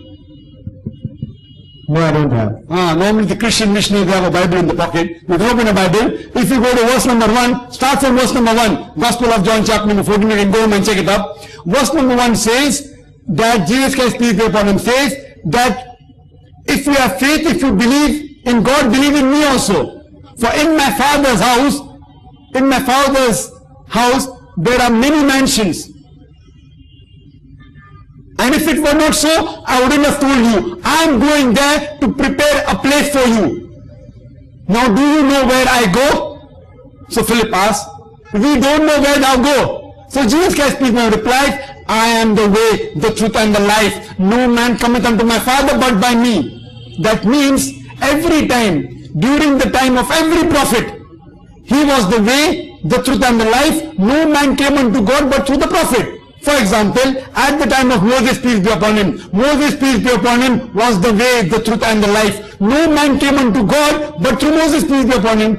So at the time of Jesus, peace be upon him, we verily agree, all the Muslims agree, that at the time of Jesus Christ, peace be upon him, he was the way, the truth and the life. No man came unto God but through Jesus, peace be upon him. Today, the last and final messenger is Prophet Muhammad, peace be upon him. Prophet Muhammad, peace be upon him, is the way and the truth and the life. No man cometh unto God today but to Prophet Muhammad, peace be upon him.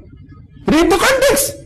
So in context, the context says that Jesus Christ was a messenger of God. He was a prophet of God and we believe in it. Coming to your third question.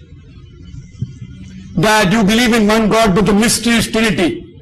The mystery is Trinity. Brother, can you point out, have you read the Bible? Have you read the Bible, brother? Yes, I have. Is the word Trinity mentioned in the Bible? Is the word Trinity mentioned in the Bible? I mean, I read the Bible regularly, but then, I don't have a computer head like you to, Okay, if you have trust in me, the word Trinity doesn't exist in the Bible. In your Bible, which you claim that it's confusion, it's difficult, it's a mystery, and God is three in one, Trinity, do you believe in the concept of Trinity? Yes, I do. The word Trinity, brother, for your knowledge, doesn't exist in the Bible. But the word Trinity is there in the Quran. Do you know that? No, I didn't know that. The word Trinity is there. Allah says in the Quran, in Surah Nisa, chapter number 4, verse number 171, وَلَا تَقُولُوا ثَلَاثًا. Don't say Trinity. Inta khairul lakum. This I stop, it is better for you. For your Lord and my Lord is one Lord. So Quran says, وَلَا تَقُولُوا ثَلَاثًا. Don't say Trinity. Stop it, it's better for you. For your God and our God is one God.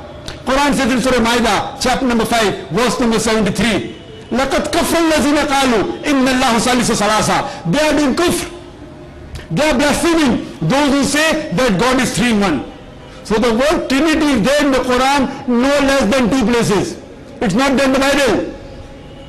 The closest verse regarding Trinity in the Bible is the first epistle of John, chapter number 5, verse number 7, which says that for there are three that bear record in heaven, the Father, the Son and the Holy Spirit, and these three are one. The closest to the Trinity, to the concept of a Trinity in the Bible is the first epistle of John, chapter number 5, verse number 7.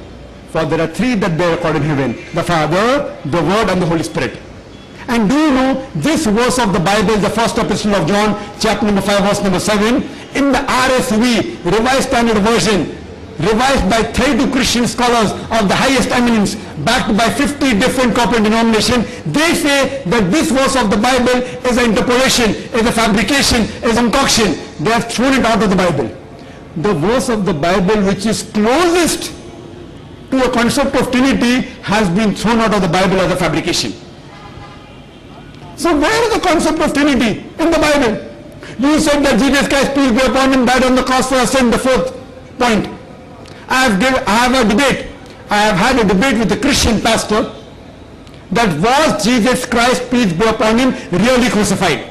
The Quran says in Surah Nisa chapter 4 verse 157, وَلَا تَقُولُوا, that he was not killed, neither was he crucified.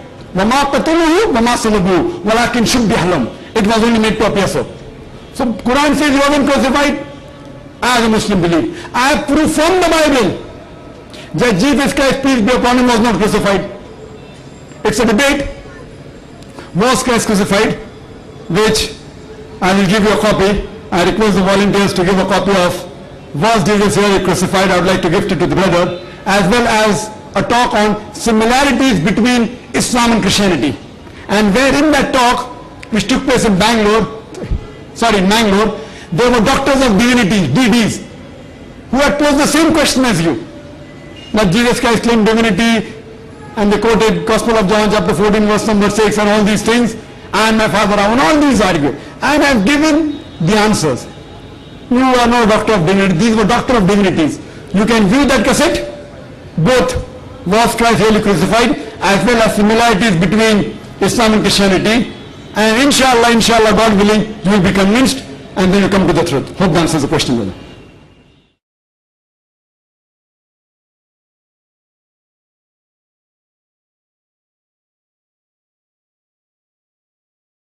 If you speak about terrorism going around throughout the world, it's Muslims first. Whenever I cross by a Muslim area in Calcutta, I get to hear a lot of abusive words. So why not? I mean, there's a reason for it. You said that, it's like kind of persecution that's happening. That's the very true religion. So persecution is happening against that. But then if something is happening, there's a reason for it. Every human being has a head to think, and he's thinking and he decides for himself, and he's abusing this religion more. There's a reason for it. I mean, if tomorrow, if certain Muslim does something wrong, I have a problem with that person, but I respect Islam. And tomorrow if a Christian does something wrong, that person is not okay, but that does not mean that I don't have respect for Christianity. Thank you, brother. You really answered my question, that you said Islam is the most abused religion and there's a reason for that. And you said that terrorism, the cause is Muslims and Islam. And then you said that whenever we pass an area belonging to Muslims, you hear a lot of abuses. Hypothetically, if I agree what you're saying is right, I've gone through Muslim area, I haven't heard abuses. Maybe the area you have gone to, maybe. So if a Muslim is abusing, he is not a practicing Muslim. Who should be blamed? That Muslim, not the religion. Not the religion. You said that...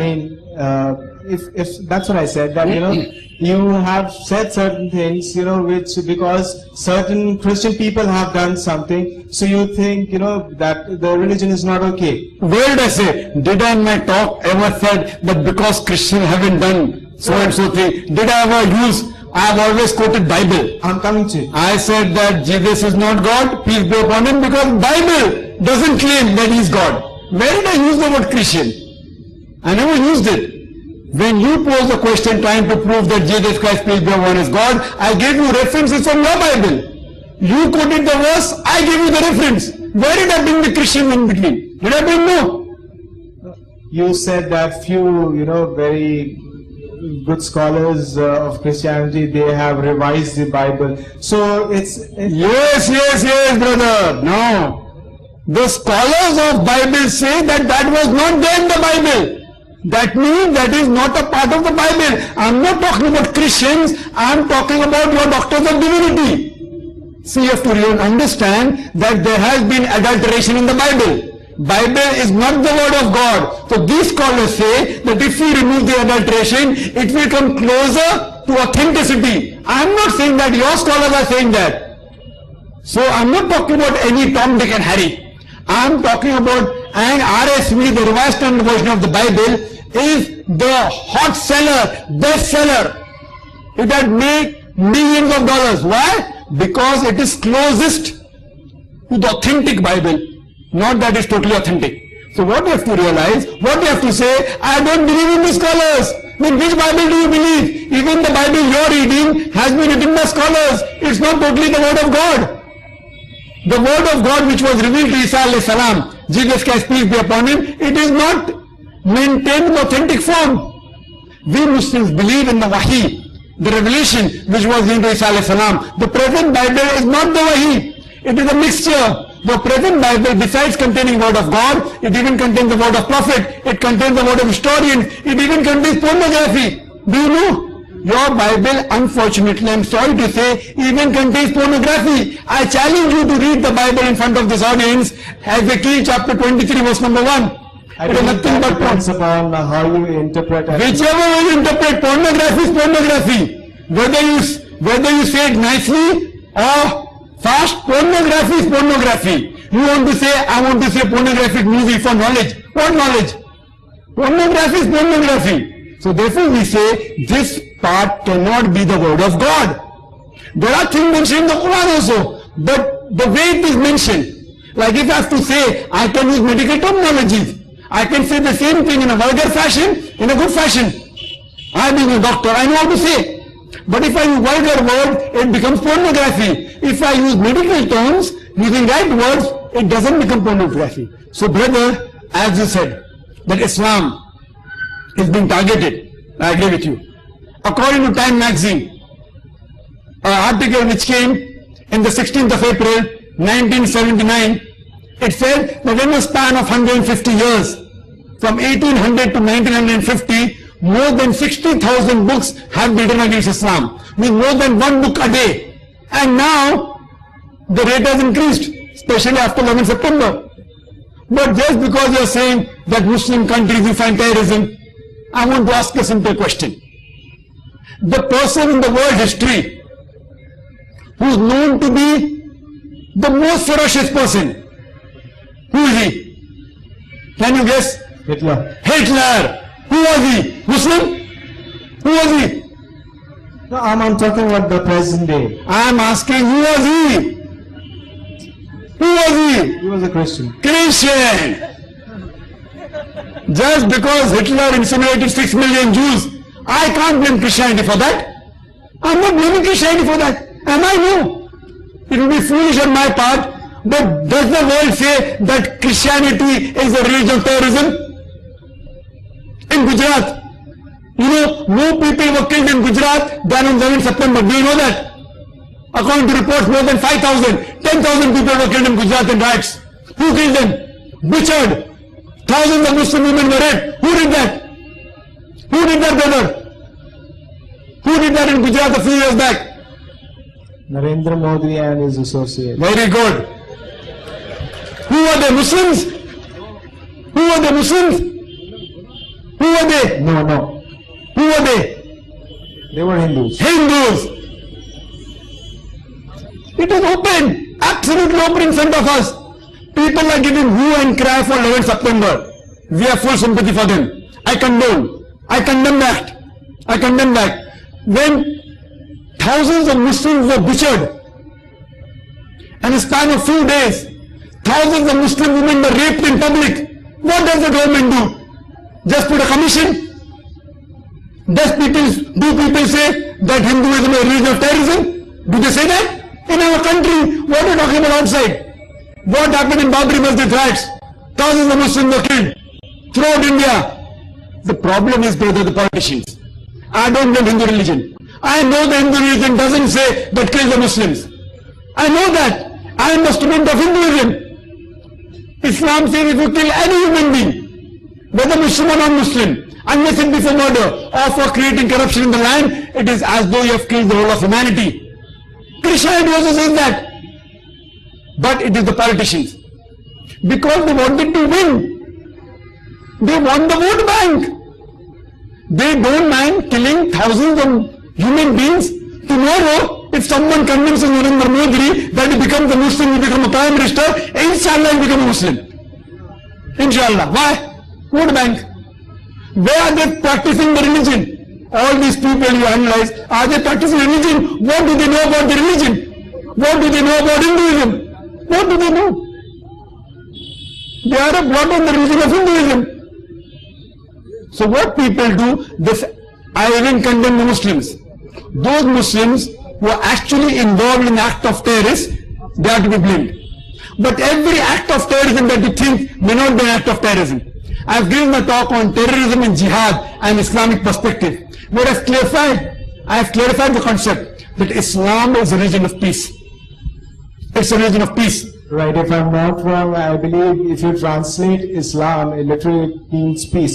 So why there's so much of terrorism? You know, when you think of terrorism, a very synonymous word to that is Islam. So why is it that? Because, you know, when you think of terrorism and such dirty acts, you know, every religion, there are certain people who do a lot of wrong things. In Islam, you know, it's in a very magnified manner. Why is it so? Is there Why is it so? Very good question. Who is to blame? I am saying the human beings of today are to blame. For example, if you happen... So is there a loophole in Islam? There is no loophole in Islam. It is a problem in the human beings. For example, if you lived in Gujarat, if I lived in Gujarat and someone raped your wife, someone raped your mother in front of your eyes, if someone raped your mother in front of my eyes, and I see that the rapist is living in front of me, he is going scot-free. What will happen? Have you one bandage in your hand? What will happen? If there is no justice, we are creating terrorists. I condemn the act of terrorism. But if there is no justice, if the government cannot give justice to the thousands of women that have been raped, if you were there, if I were there, what would happen? Maybe you would have become a terrorist. Maybe I would have become a terrorist. Because of no justice. So where do you draw the line? I draw the line.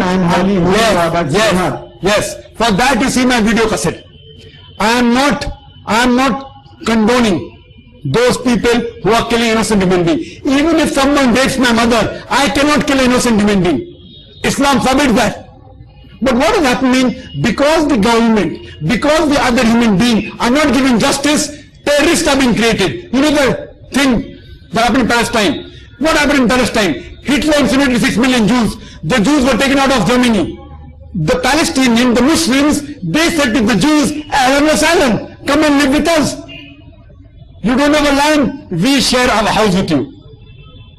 You know, imagine if there is a human being who doesn't have shelter. You come, my brother, come and live with me. Now after a few months, he kicks you out of the house, out of your own house. And you are crying out of the doorstep of your own house, "Please, he has taken away my house," and people are calling you a terrorist. Is that justice? The Palestinians gave Jews, the Israelites, a place to stay. Today, the Israelis are taking them out of their own hometown. And now people are calling the Palestinian terrorists. What is the problem with humanity? America talking about terrorism.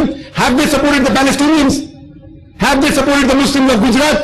Have they spoken a word? They are funding the Israelites. I am not a politician. They are funding the Israelites to fight against the Muslims. So unless you speak against George Bush, unless you speak against America, unless you speak the truth, we have to speak the truth, brother. As far as Islam is concerned, the Arabic word jihad means to strive, to struggle. In context, it means to strive and struggle in the name, in the way of Allah subhanahu wa ta'ala. And the lowest, the very different types of jihad. The best jihad is jihad against your nafs. You hear my video cassette, Jihad and Terrorism. I have given details of the concept of Islam, the concept of jihad in Islam, what is the meaning of terrorist, where does it meet, where does it contradict. All these things you get detailed if you hear my video cassette, Jihad and Terrorism, an Islamic concept. And I would like to end my answer by just giving a quotation of Dr. Adam Pearson. Dr. Adam Pearson said that people who worry one day nuclear weaponry will fall in the hands of the Arabs, they fail to realize that the Islamic bomb has already been dropped. It fell the day Prophet Muhammad, peace be upon him, was born. Brother, I would request you to come forward and take the video CD of the debate, "Was Christ really crucified?" And it will convey the message to you that Jesus Christ, peace be upon him, wasn't crucified. He was messenger of God. And also request to give him a CD of similarities between Islam and Christianity. These two CDs are a small gift for me that hope Allah gives you hidayah.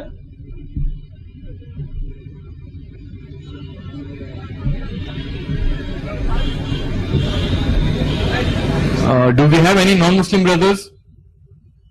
غیر مسلم بھائی کوئی ہیں؟ مسلم. Yeah, I'm Muslim. I have a question. تو ہم پہلے بہنوں کو موقع دیں گے سوال کرنے کا، کیونکہ وہاں پر ایک مسلم بہن موجود ہیں سوال کرنے کے لیے. السلام علیکم، میں ہوں عما Khalid. I am a student Calcutta University. میرا سوال بہت مختصر سا ہے. کچھ غیر مسلم لڑکیاں مجھ سے سوال کرتی ہے کہ تمہارے مذہب یعنی مذہب اسلام میں ایک عورت کو غیر مرد کے سامنے آنے کا حکم نہیں، مگر حج کے موقع پہ مرد و عورت ایک ساتھ فریضہ حج ادا کرتے ہیں، آخر ایسا کیوں؟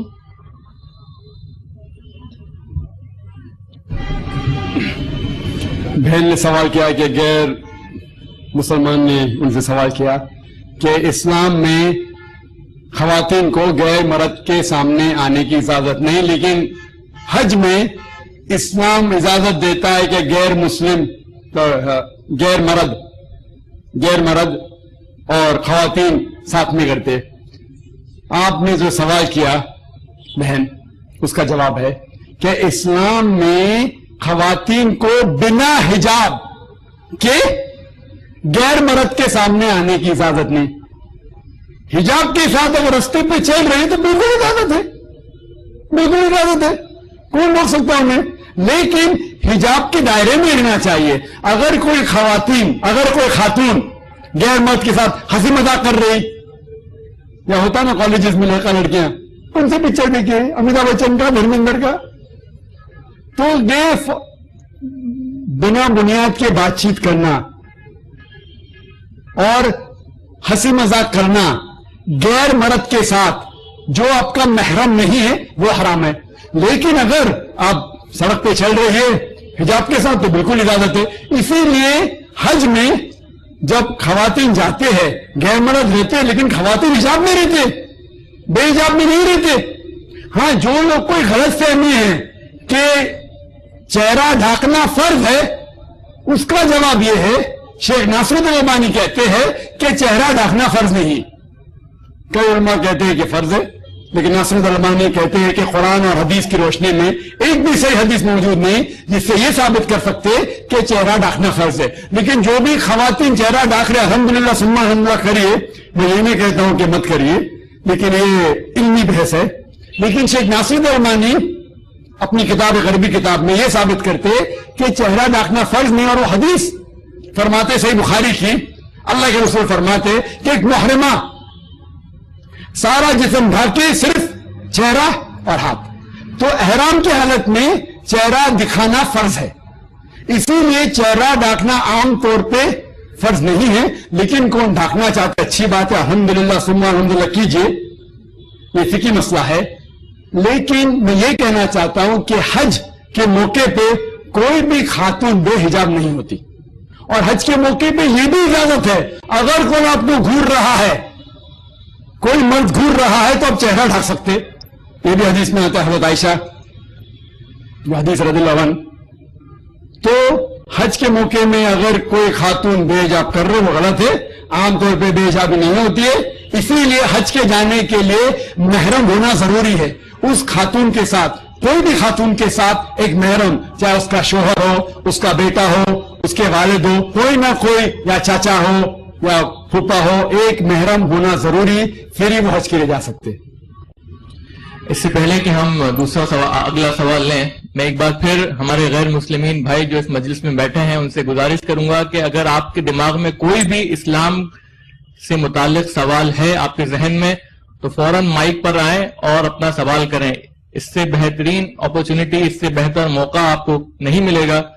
اگر آپ اسلام کو کرٹیسائز بھی کرنا چاہتے ہیں، اس کے خلاف بھی بولنا چاہتے ہیں، تو یہاں پر آپ بالکل فری محسوس کریں اور اپنا سوال پیش کریں، اور انشاءاللہ ڈاکٹر ذاکر نائک آپ کو مطمئن جواب پیش کرنے کی کوشش کریں گے.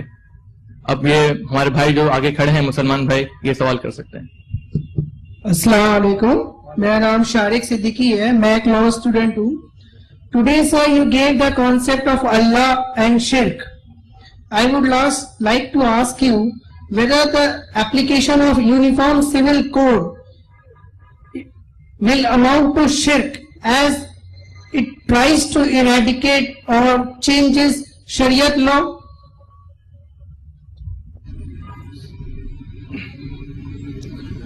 بھائی صاحب نے سوال کیا کہ اگر یونیفارم سول کوڈ لاگو ہو جائیں گا تو کیا یہ شرک ہو جائیں گا؟ کیونکہ یونیفارم سول کوڈ مطلب جو ملک کا قانون ہے اس کے اوپر آپ اس کے مطابق چلنا چاہیے. پہلا سوال یہ ہے کہ کوئی بھی قانون کوئی بھی ملک کا قانون جو اسلام کے خلاف ہے اور آپ اگر اس ملک میں رہ رہے ہیں، جو چیز اسلام کے خلاف ہے اس کی پابندی آپ نہیں کر رہے، یا اجازت ہے غلط کرنے کی لیکن آپ نہیں کر رہے. مثال کے طور پہ اکثر ممالک میں، چند ممالک چھوڑ کے، شراب پینے کی عبادت ہے، آپ شراب مت پیو، دیش اجازت دیتے آپ مت کرو، تو آپ اچھے مسلمان بہت سے ممالک میں رہ سکتے اور اسلام کو الحمدللہ اسلام کے اوپر قائم رہ سکتے. خصوصاً ہندوستان کی کانسٹیٹیوشن میں لکھا ہوا ہے کہ it is the birth right of every Indian to preach practice and propagate religion. ہر ہندوستانی کو آزادی ہے کہ وہ اپنے مذہب کے اوپر عمل کرے اور اس کو پھیلائے. اور خصوصاً ہندوستان میں مسلم پرسنل لا ہے تو آپ اس کو پریکٹس کر سکتے. کچھ ممالک میں ایسے ہیں، مثال کے طور پہ ایک سے زیادہ بیوی نہیں کر سکتے امریکہ میں، تو وہاں ایک سے زیادہ بیوی کرنا فرض نہیں ہے. تو ایسے کوئی ملک میں جو آپ کو حرام کرنے پہ مجبور کر رہا ہے تو اس ملک میں رہنا صحیح نہیں. لیکن حرام کام کی اجازت دیتا ہے لیکن مجبور نہیں کرتا ہے. مثال کے طور پہ شراب پینے کی اجازت ہے لیکن مجبور نہیں کر رہا ہے. تو اس ملک میں آپ اسلام، جو جس ملک میں پابندی سے اسلام آپ پریکٹس کر سکتے اس میں رہنے کی اجازت ہے. جہاں تک کہ آپ کا اہم سوال ہے کہ اگر یونیفارم سول کوڈ لاگو ہو جائے گا کیا شرک ہوئے گا؟ اگر آپ کوئی ملک کے کانسٹیٹیوشن کو مانتے ہیں کہ وہ اللہ کے کانسٹیٹیوشن کے اوپر ہے تو شرک میں آئیں گے. لیکن اگر آپ ایسے دیش میں رہتے ہیں جسے آپ کہتے ہیں یہ انسانی کانسٹیٹیوشن ہے لیکن اس کے اندر کچھ چیز اجازت ہے جو حرام ہے لیکن میں وہ حرام چیز نہیں کروں گا، اور میں مانتا ہوں کہ اللہ کا کلام اونچا ہے، تو اس شہر میں آپ اس دیش میں رہ سکتے. جہاں تک کہ یونیفارم سول کوڈ کا سوال ہے، اکثر مسلمان اس کے اگینسٹ آواز اٹھاتے. میں کہتا ہوں اگر ہندوستان میں آپ کو یونیفارم سول کوڈ لاگو کرنے کا ہے تو بے شک کیجئے، ضرور کیجئے، لیکن پہلے ہم یہ جان لے کون سا قانون سب سے بہترین ہے. اور انشاءاللہ سارے قانون جتنے دنیا کے ہیں ہم پہلے یہ فیصلہ کریں کون سا قانون بہتر ہے، اور ہر قانون پہ ایک سائنٹیفک اور لاجیکل بحث ہونا چاہیے. اسلام کی طرف سے انشاءاللہ یہ طالب علم آئیں گا، وہ ثابت کر کے دکھاؤں گا انشاءاللہ کہ سارے اسلام کے قانون ہی سب سے بہترین ہے. اگر یونیفارم سول کوڈ لاگو کرنا چاہتے ہیں جو انسان کے لیے سب سے بہترین ہے تو میں اس کے اوپر منظور ہوں. آپ لوگ مخالفت کریں گے، میں ایک دم فیور میں، لیکن میری اتنی التجا ہے کہ پہلے بحث ہونا چاہیے، پہلے تحقیق ہونی چاہیے کہ کون سا قانون سب سے بہترین ہے، اور انشاءاللہ اسلام کی طرف سے مجھے اجازت دینا اور یہ ثابت کروں گا کہ اسلامی قانون الحمدللہ ثم الحمدللہ سب سے بہترین ہے. جو ہم مسلمان کو خطرہ ہے کہ اگر یونیفارم سول کوڈ لاگو ہو جائے گا تو یہ ہوگا وہ ہوگا، آپ کو کیونکہ دیگر مذاہب کا علم نہیں ہے اور اسی لیے ہمیں خطرہ ہی نہیں. کیوں؟ یہ ممکن ہی نہیں ہے. کیوں ممکن نہیں ہے؟ ہم مسلمان کتنے فیصد ہے؟ گورنمنٹ کہتے ہیں 12%، ہم کہتے ہیں 16%، 18%، جو بھی ہے. ہم تو مائنورٹی میں ہے نا. یہ جو میجورٹی میں ہے ان کے قبائلی کے کتنے الگ، کتنے مختلف قانون ہیں کہ یہ ممکن ہی نہیں ہے. مسلمان آواز اٹھاتے، لیکن اگر ہندوستان میں یونیفارم سول کوڈ لاگو کریں گے تو ممکن ہی نہیں ہے. مسلمان کو اگر بازو رکھیں گے یہ ہندو مذہب میں کتنے قبائلیں ہیں، کتنے الگ علاقے، اتنے مختلف قانون ہیں کہ ممکن ہی نہیں ہے کہ یونیفارم سول کوڈ لاگو ہو سکتا ہے. ان میں کی اجازت نہیں دیں گے. آواز میں اٹھا تو الگ بات ہے. یہ خالی پالیٹیشین لوگ چھیڑنے کے لیے ہمیں کہتے اور ہم چھڑ جاتے اور مورچہ نکالتے. مجھے تو کہتا کہ قانون لاگو کرو نا. لوگ کہتے کہ uniform civil code criminal code کیوں لاگو کرتے. بال ٹھاکرے ممبئی میں کہتا ہے کہ مسلمان لوگ کے لیے سول کوڈ کیوں، کرمنل کوڈ لاگو کرو نا لاگو. میں پہلے بولتا کرو، چھوڑ کے یاد کر دو، جو بلاತ್ಕಾರ کے اس کو سزائے موت دو. ایل کے اڈوانی نے چند سال پہلے کہا تھا पार्लियामेंट में इल्तिजा की, रिक्वेस्ट किया कि बलात्कार करने वाले को सजाए मौत होना चाहिए। मैं उसको शाबाशी देता हूं। बाकी बात शायद उसकी नहीं मानता हूं, लेकिन इस बात पे मैं सहमत हूं। एल के अडवाणी के, लाल कृष्णा अडवाणी, आप जानते ना एल के अडवाणी, जानते क्या नहीं? हाँ, तो एल के अडवाणी ने कहा था चंद साल पहले 99 में, जब वो होम मिनिस्टर थे कि बलात्कार करने वाले को सजाए मौत होना चाहिए, ये इस्लामी कानून है। तो मैं उसके लिए उसको शाबाशी देता हूं। हो सकता है कि नेक्स्ट होम मिनिस्टर कहेगा कि सब खवातीन हिंदुस्तान में हिजाब करे।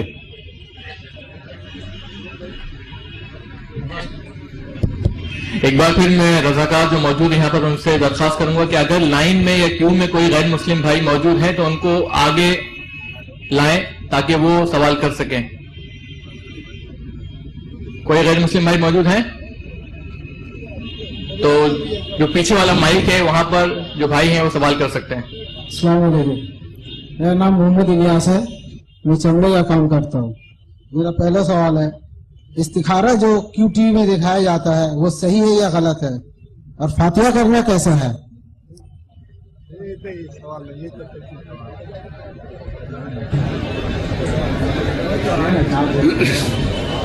बहुत से लोग समझते हैं, बहुत लोगों को गलत फहमी है क्या QTV हम चलाते, हम नहीं चलाते, मेरा प्रोग्राम सिर्फ आता है।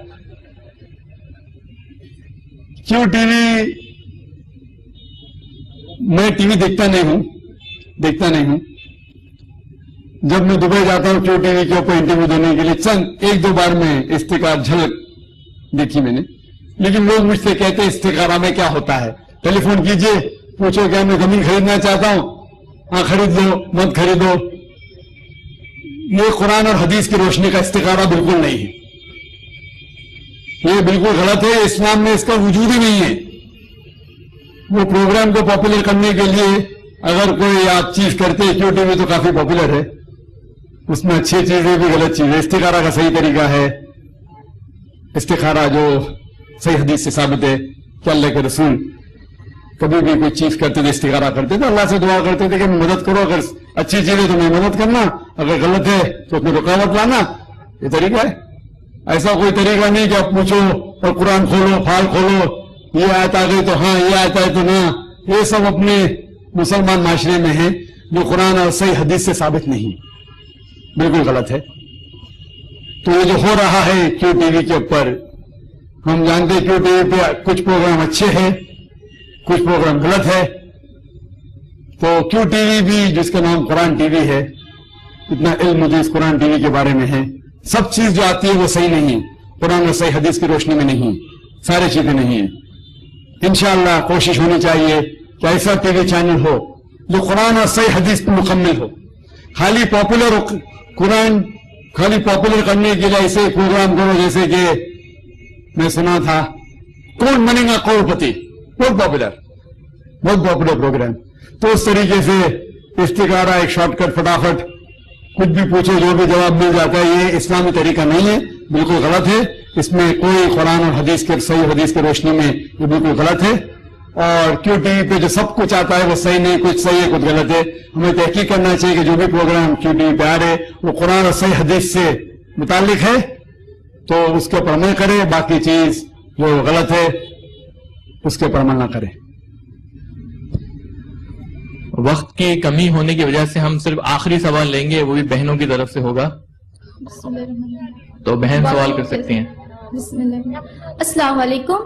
डॉक्टर साहब, मैं आपसे कोई सवाल नहीं करना चाहती क्योंकि आप अपने स्पीच में इतने क्लियर होते हैं कि हमारे पास कोई डाउट नहीं रहता। मैं सिर्फ एक स्टेटमेंट आपसे और क्लैरिफाई करवाना चाहती हूँ कि इस्लाम के अगेंस्ट एक क्लिशे क्यों है? Why only Islam has been synchronized with terrorism? जबकि हम लोग देखते हैं WTC से पहले एथनिक क्लेंजिंग हो चुका है बॉस्नियन मुस्लिम्स के साथ। आज जो फिलिस्तीन में हो रहा है, it is a worst phase of what is happening to the Muslims. Then why is it that it's only we who are pinpointed? When we do something good, we are never noticed. When we make a mistake, we never go unnoticed. Why is it? और आज हर कोने में हो रहा है, even including Afghan. They say that it was for Osama. लेकिन अल्लाह की रहमत से Osama is still safe. But what happened to the Afghanis? Please clarify to this. मैं इनका सवाल है कि क्यों सब लोग इस्लाम को टारगेट कर रहे हैं? WTC के पहले भी एथनिक क्लेंजिंग हो चुकी है बॉस्निया में, فلسطین میں کتنے مسلمان مارے جاتے ہیں, اسلام کے خلاف کیوں, اس کا جواب میں دے چکا ہوں بہن. اور آپ چاہتے ہیں اضافہ ہو تو میری پوری تقریر جو ہے جہاد اینڈ ٹیررزم میں اس کے اندر ڈیٹیل ہے, جو ابھی تقریر کرنے کا موقع نہیں ہے. لیکن خصوصاً کیونکہ اسلام جس تیزی سے پھیل رہا ہے اسی لیے اس کے خلاف آواز اٹھائی جائے. مثال کے طور پہ جو انسان جس کے خلاف سب سے زیادہ کتاب لکھی گئی کون سا انسان ہے؟ کون سا انسان ہے؟ ہمارے حضور محمد صلی اللہ علیہ وسلم. اس کا مطلب تھوڑی کہ محمد صلی اللہ علیہ وسلم صحیح انسان نہیں, نعوذ باللہ. اللہ تعالیٰ فرماتے ہیں سورہ قلم میں سورہ نمبر 68 آیت نمبر 4 میں کہ thou art standeth on the highest standard of character. ہمارے رسول سب سے اونچائی میں کھڑے ہوئے ہیں توحید کے معاملے میں, کیریکٹر کے معاملے میں. قرآن مجید میں فرمائے سورہ احزاب میں سورہ نمبر 33 آیت نمبر 21 میں very will thou find in the messenger a most beautiful pattern of conduct. ہم رسول میں سب سے اچھا برتاؤ پائیں. اس کے باوجود سب سے زیادہ کتاب لکھی گئی اللہ کے رسول کے خلاف. کیوں؟ چونکہ لوگ کو ڈر ہے کہ ان کا پیغام تیزی سے پھیل رہا ہے, جو جس کے خلاف, کیونکہ لوگ جو سب سے مشہور ہے اس کے خلاف بات کریں گے تو مشہور ہوں گے. ایک عام آدمی کے خلاف اگر میں بات کروں گا کون توجہ کرے گا, کون توجہ دے گا مجھے؟ تو جو چیز مشہور ہو رہی ہے اگر میں اس کے خلاف کچھ کام کروں گا تو لوگ مجھے توجہ دیں گے. اسی لیے لوگ اسلام کے خلاف کام کر رہے تاکہ انہیں فائدہ ہو, تاکہ شہرت ملے. مثال کے طور پر اسلیمہ نسرین, یا دیکھیں سلمان رشدی, یا دیکھیں ارون شوری, یا کشونت سنگھ. تو یہ صرف وجہ ہے. لیکن وہ جو بھی کریں گے اللہ تعالیٰ فرماتا ہے سورہ عمران میں سورہ نمبر 3 آیت نمبر 54 میں مکر اللہ واللہ خیر الماکرین. ان لوگوں نے پلان کیا اور پلاٹ کیا, اللہ سبحانہ و تعالیٰ نے بھی پلان کیا. سب سے بہترین پلان کرنے والا اللہ سبحانہ و تعالیٰ ہے. جتنا بھی وہ کوشش کر رہے ہیں, WTC ہوا اسلام کے خلاف ہوا تو بھی لوگ اسلام قبول کر رہے ہیں. آج کی میڈیا خواتین کے خلاف بات کر رہی ہے اسلام میں, پھر بھی آپ دیکھتے ہیں خواتین, غیر مسلم خواتین اسلام قبول کر رہے ہیں. کیونکہ اللہ تعالیٰ فرماتے ہیں مکر اللہ واللہ خیر الماکرین. کتنا بھی وہ اسلام کے خلاف پلاننگ کرے اللہ سبحانہ و تعالیٰ بھی پلان کر رہا ہے. سب سے بہترین پلان کرنے والا ہے اللہ سبحانہ و تعالیٰ. میں آپ سے درخواست کروں گا کہ اپنی نشستوں میں بیٹھے رہیں. ایک راؤنڈ سوال جواب کا پھر سے ہوگا. ایک سوال یہاں سے ہوگا, پھر اس کے پیچھے سے ہوگا, اور ایک سوال آخری بہن سے ہوگا. ایک غیر مسلم بھائی یہاں پر موجود ہیں, وہ سوال کر سکتے ہیں. ایک غیر مسلم سے سوال حاضرین سے درخواست ہے کہ اپنی نشستوں میں بیٹھے رہیں پلیز. جزاک اللہ. السلام علیکم, میرا نام رتن سنگھ ہے. میرا ایک سوال ہے کہ ایک ہندو اور ایک مسلم جو اپنے اپنے نیموں کو سب مانتے ہیں, لیکن اپنے اپنے نیموں کو سب مانتے ہیں, تو میرا یہ سوال ہے کہ آج ایسا کیوں ہو رہا ہے کہ ویسٹرن کلچر ہم سبھی کو بگاڑ رہے ہیں؟ یہ کہاں تک صحیح ہے, غلط ہے؟ کہ یہ کیونکہ ویسٹرن کلچر کو ہم لوگ کو ماننا چاہیے کہ اپنے اپنے نیموں کو ماننا چاہیے, اپنے اپنے مذہبوں کو ماننا چاہیے. بھائی صاحب کا سوال ہے کہ ہم ہندو اور مسلمان بگڑ رہے ہیں ویسٹرن کلچر کو فالو کرنے سے, کیوں ویسٹرن کلچر کو فالو کرے, کیا یہ صحیح ہے؟ دیکھو کلچر کو کہنا کہ یہ چیز سب چیز ویسٹرن خراب ہے, سب چیز اچھی ہے. ہمیں یہ تحقیق کرنا چاہیے کہ وہ چیز جو ویسٹرن کر رہے کچھ چیز اچھی ہے کچھ چیز بری ہے. ویسٹرن نے تحقیق کر کے گاڑی بنائی, ٹیلی فون بنائے, موبائل بنائے. جو چیز اچھی ہے اس کو تسلیم کرو, جو چیز غلط ہے اسے پھینک دو. ویسٹرن کلچر کی وجہ سے واحد گری بھی ہے. آپ دیکھیں گے ایڈورٹیزمنٹ ہے نا, آپ ہر ایڈورٹیزمنٹ میں دیکھیں گے اکثر خواتین ہیں. موٹر سائیکل کی ایڈورٹیزمنٹ خواتین, اور کتنے موٹر سائیکل خواتین چلاتی ہے. کون چلاتا ہے موٹر سائیکل؟ مرد. تو عورت کیا کر رہی ہے اس میں؟ یما کے ایڈ دیکھو, موٹر سائیکل کے ایڈ دیکھو, گاڑی کے ایڈ دیکھو. اور مجھے کسی نے کہا تھا کہ ایک ویری فیمس ایڈ تھی BMW. اور BMW کا نام ہے BMW, ایک بہت پاپولر کار ہے, جیسے مرسڈیز ہے. نوجوانوں میں فیمس ہے BMW, باقی لوگوں میں مرسڈیز. وہ مرسڈیز کی ٹکر کی ہے. اس کی ایک ایڈورٹیزمنٹ تھی کسی نے کہا مجھے فیمس انجن, وہ مرسیڈیز کار کے آگے ایک خاتون کھڑی ہے بہت کم کپڑے کے ساتھ, بکینی میں کھڑی ہوئی ہے, اور اس کے آگے لکھا ہوا ہے test drive her now the driver of the car. آؤ چکھو. کس کو؟ لڑکی کو یا گاڑی کو؟ وہ کیا کر رہے؟ اپنی والدہ کو بیچ رہے, اپنے بہن کو بیچ رہے, اپنی بیوی کو بیچ رہے. تو یہ تہذیب جو ہے, جو تہذیب جو انسانیت کے خلاف ہے, وہ تہذیب کے خلاف ہونا چاہیے. جو چیز کلچر میں صحیح ہے اس کو اپناؤ, جو چیز غلط ہے اسے پھینک دو. تو یہ کہنا سارے چیز ویسٹرن میں خراب ہے, یہ غلط ہے. جو چیز اچھی ہے اس کو لو.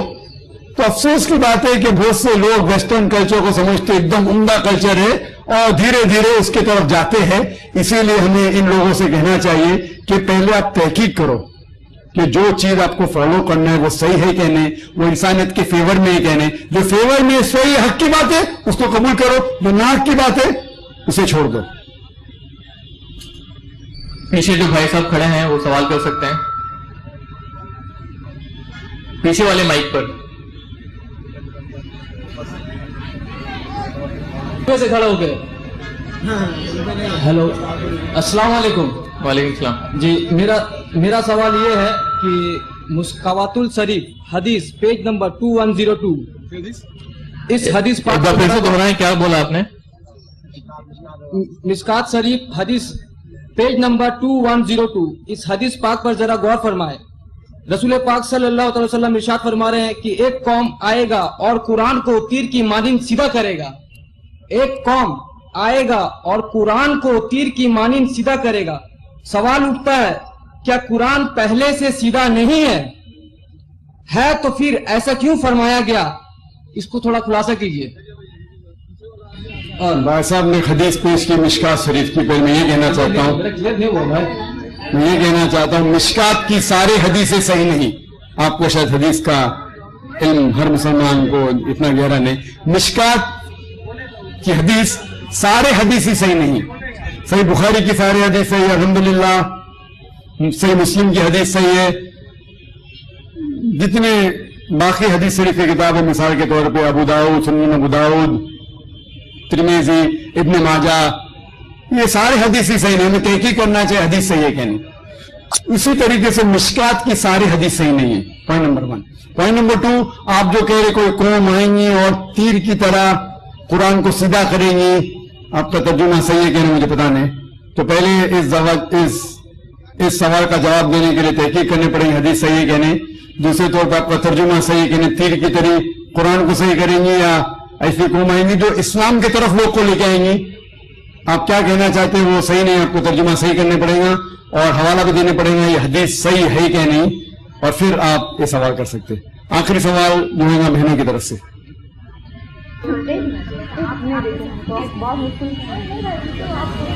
بہنیں سوال کر سکتی ہیں. السلام علیکم. میرا سوال ذاکر بھائی سے ہے کہ ہمارے یہاں اسلام کو ایک نیا شکل دیا گیا ہے, وہ تبلیغی جماعت کے نام سے مشہور ہے, جس میں مسلمان جو ہے وہ 40 دن اپنے گھروں کو چھوڑ کر مسجدوں میں رہتے ہیں, اور پھر اس میں ایک ایسی کتاب پڑھی جاتی ہے جس کا قرآن و حدیث سے کوئی تعلق نہیں, جھوٹی حدیثیں اس میں بھری ہوتی ہیں, فضائل مال یا پھر تبلیغی نصاب کے نام سے وہ مشہور ہے. آپ اس کے بارے میں برائے مہربانی تھوڑا سا واضح کر دیں. دوسری بات یہ کہ فاتحہ جو لوگ کرتے ہیں اور اس کو یہ صحیح سمجھتے ہیں بالکل, اس کے بارے میں آپ کی کیا رائے؟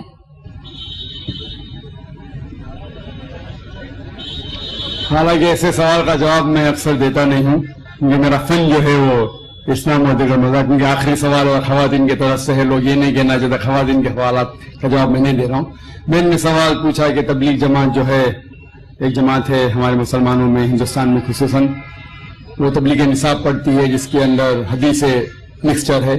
آپ بالکل صحیح فرماتے ہیں کہ تبلیغ نصاب یا فضائل اعمال جسے کہتے ہیں, اس کے اندر وہ کتاب ہے جو مولانا زکریا صاحب نے لکھی تھی, اس کے اندر مکسچر ہے, صحیح حدیث بھی ہے, ضعیف بھی ہے, موضوع بھی ہے, قانونی قصہ بھی ہے. تو اسے سارے حدیث کو ماننا اور سارے حدیث پہ عمل کرنا صحیح نہیں. ہمیں عمل کرنا چاہیے صرف صحیح حدیث پہ. صحیح حدیث ہماری حجت ہے. ان کے لیے اگر آپ ضعیف حدیث جاننا چاہتے ہیں یا ضعیف حدیث دوسرے حدیثوں سے مل کے صحیح ہو جاتی ہے وہ ٹھیک ہے, لیکن باقی موضوع حدیث یا ضعیف حدیث کو حجت قائم کرنا یہ اسلام کی شریعت کے حساب سے صحیح نہیں. ہمیں عمل کرنا چاہیے قرآن اور صحیح حدیث پہ. ان کے لیے اگر آپ جاننا چاہتے ہیں تو الگ بات ہے. تو یہ اسی لیے یہ افسوس کی بات ہے کچھ مسلمان ایسی کتابیں جیسے تبلیغ نصاب ہو اس کو قرآن سے زیادہ اہمیت دیتے ہیں, جو غلط ہے. ہمیں قرآن پہ عمل کرنا چاہیے اور صحیح حدیث کی کتاب جیسے میں نے کہا صحیح بخاری ہے, صحیح مسلم ہے, ان کے سارے حدیث ماشاءاللہ آپ کو محدث ہونے کی ضرورت ہی نہیں, سارے حدیث صحیح ہے. پھر آپ جا سکتے ہیں سنن ابو داؤد, ترمذی, ابن ماجہ, سنن نسائی, ایسے کتابیں ہیں جن سے انشاءاللہ ان میں اکثریت حدیثیں صحیح ہے, سارے نہیں تو باقی کتابوں سے. تو ان کا مطالعہ کرے تو امید ہے کہ آپ کے علم میں اضافہ اور ہوگا. وہ جو لوگ کمپیریٹیو ریلیجن کے ہیں اور تحقیق کرنے کی وجہ سے کچھ باقی کتاب پڑھنا چاہتے ہیں تو اس میں کوئی حرج نہیں ہے. اور جو سوال تھا کہ 40 دن ایسا کوئی, میں قرآن مجید کی کوئی آیت نہیں جانتا ہوں جس میں لکھا ہوا ہے کہ 40 دن کے لیے آپ کدھر جاؤ, یا کوئی صحیح حدیث میں نہیں جانتا ہوں جس میں لکھا ہوا ہے کہ 40 دن کے لیے آپ کام چھوڑ کے کچھ جانا چاہیے, یا گشت ہوتا ہے ہفتے میں 1 بار, مہینے میں کم از کم 2 بار, سال میں کم از کم 3 دن, زندگی میں کم از کم سال میں 40 دن, مہینے میں 3 دن, زندگی میں کم از کم 1 بار 4 مہینے. یہ سب چیز کچھ قرآن سے حدیث سے ثابت نہیں ہے, قرآن سے حدیث ثابت نہیں. لیکن ہمیں ہمارے مسلمان بھائیوں سے پریم سے پیش آنا چاہیے. افسوس کی بات ہے کہ ہمارے مسلمان بھائیوں میں اتحاد نہیں ہے. اس کی وجہ ہے کہ کم علم کی وجہ سے ہمیں ان سے پیار سے پیش آنا چاہیے, حکمت سے پیش آنا چاہیے اور قرآن حدیث کی دعوت دینا چاہیے, اصلاح کرنا چاہیے ہمارے بھائیوں کی. یہ کہنا کہ آپ غلط ہے اور شدت کے ساتھ ان کی مخالفت نہیں کرنا چاہیے. پیار اور حکمت کے ساتھ, جس طریقے سے میں کہتا ہوں مسلمان کے لیے بھی کام کر سکتے ہیں, اور ہم اس بات کی طرف جہاں پر ہم نے یکساں ہے. کیا یکساں ہے؟ قرآن ہے, صحیح حدیث ہے, یکساں ہے, اس کے اوپر عمل کرو. تو افسوس کی بات ہے کہ ہم حکمت کا استعمال نہیں کرتے, اسی لیے تفرق ہے. میں نے ایک تقریر دی تھی چنئی میں جنوری کے مہینے میں, یونٹی میں مسلم امہ, اسلام کی امت میں اتحاد.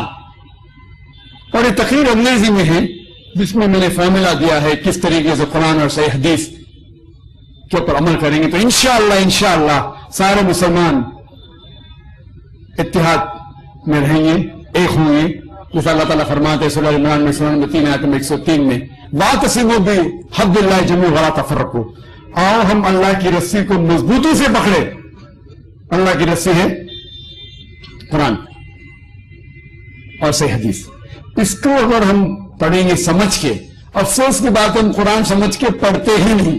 چند مسلمان قرآن کو سمجھتے ہیں, باقی لوگ تلاوت کرتے ہیں رمضان میں 1 بار 2 بار 10 بار. الحمدللہ تلاوت کیجئے, اچھی بات ہے, ثواب ملے گا.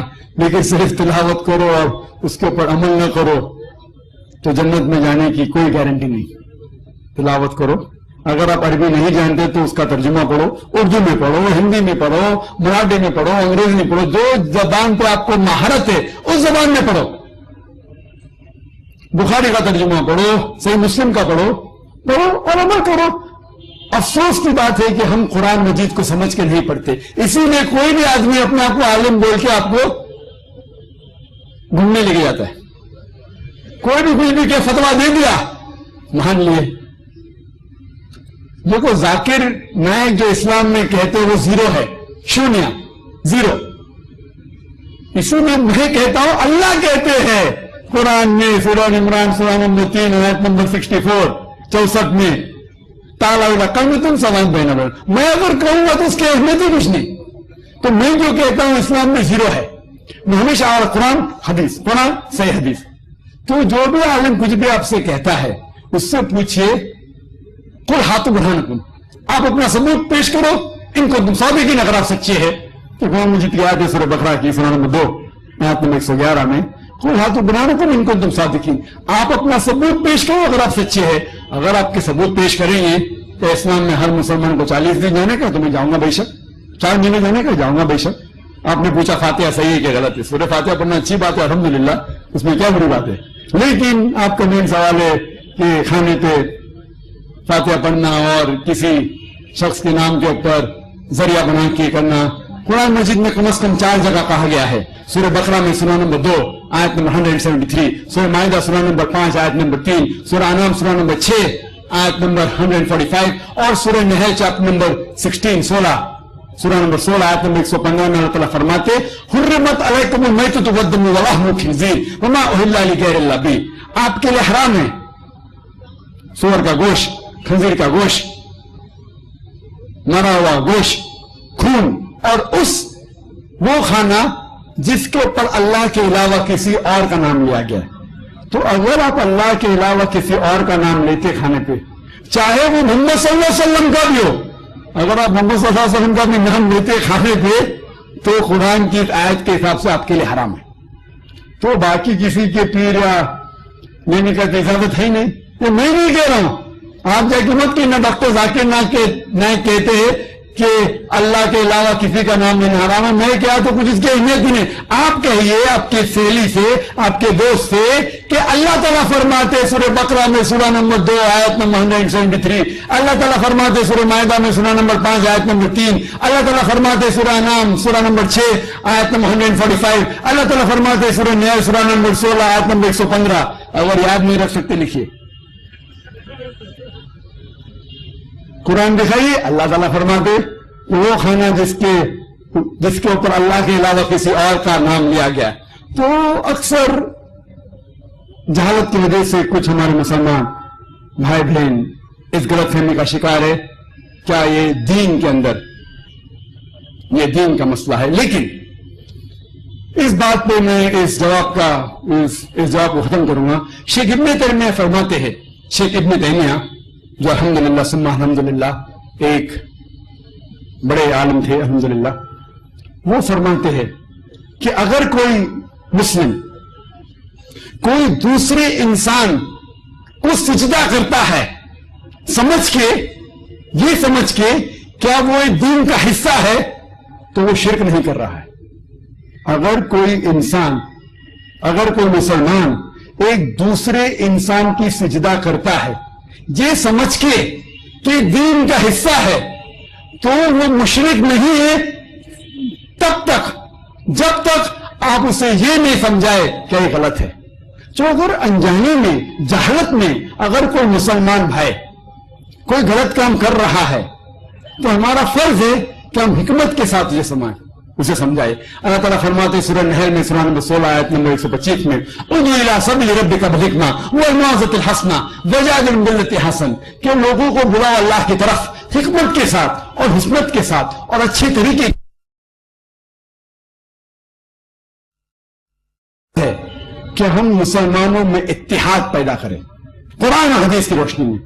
یہ شیخ ابن تیمیہ کا جو قول ہے، تو ہمارا فرض ہے کہ ہم جو مسلمان بھائی انجانے میں جہالت میں کوئی غلط چیز کر رہے ہیں تو پیار سے سمجھائیے، حکمت سے سمجھائیے، قرآن کے ذریعے سمجھائیے۔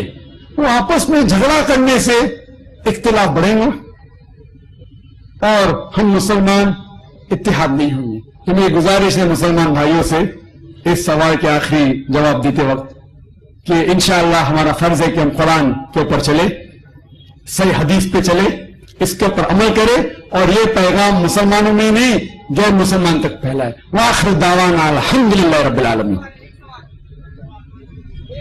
سوال و جواب کا سلسلہ ختم ہو گیا ہے اور میں تمام سامعین کرام کو پھر ایک بار 10 منٹ کے لیے گزارش کرتا ہوں کہ آپ صبر کیجئے، ہم آپ سے صرف 10 منٹ مانگ رہے ہیں تاکہ ہمارا کلچر ہماری تہذیب باقی رہے۔ دین حق کانفرنس یہ 2 روزہ کانفرنس ہے، 5 تاریخ کی یہ نشست اپنے انتہا کو پہنچنے والی ہے۔ 6 تاریخ کو الحمدللہ بہت ہی اہم ترین موضوع پر ایک اہم ترین شخصیت، قرآن اور سائنس جیسا موضوع، آپ سوچ سکتے ہیں کہ قرآن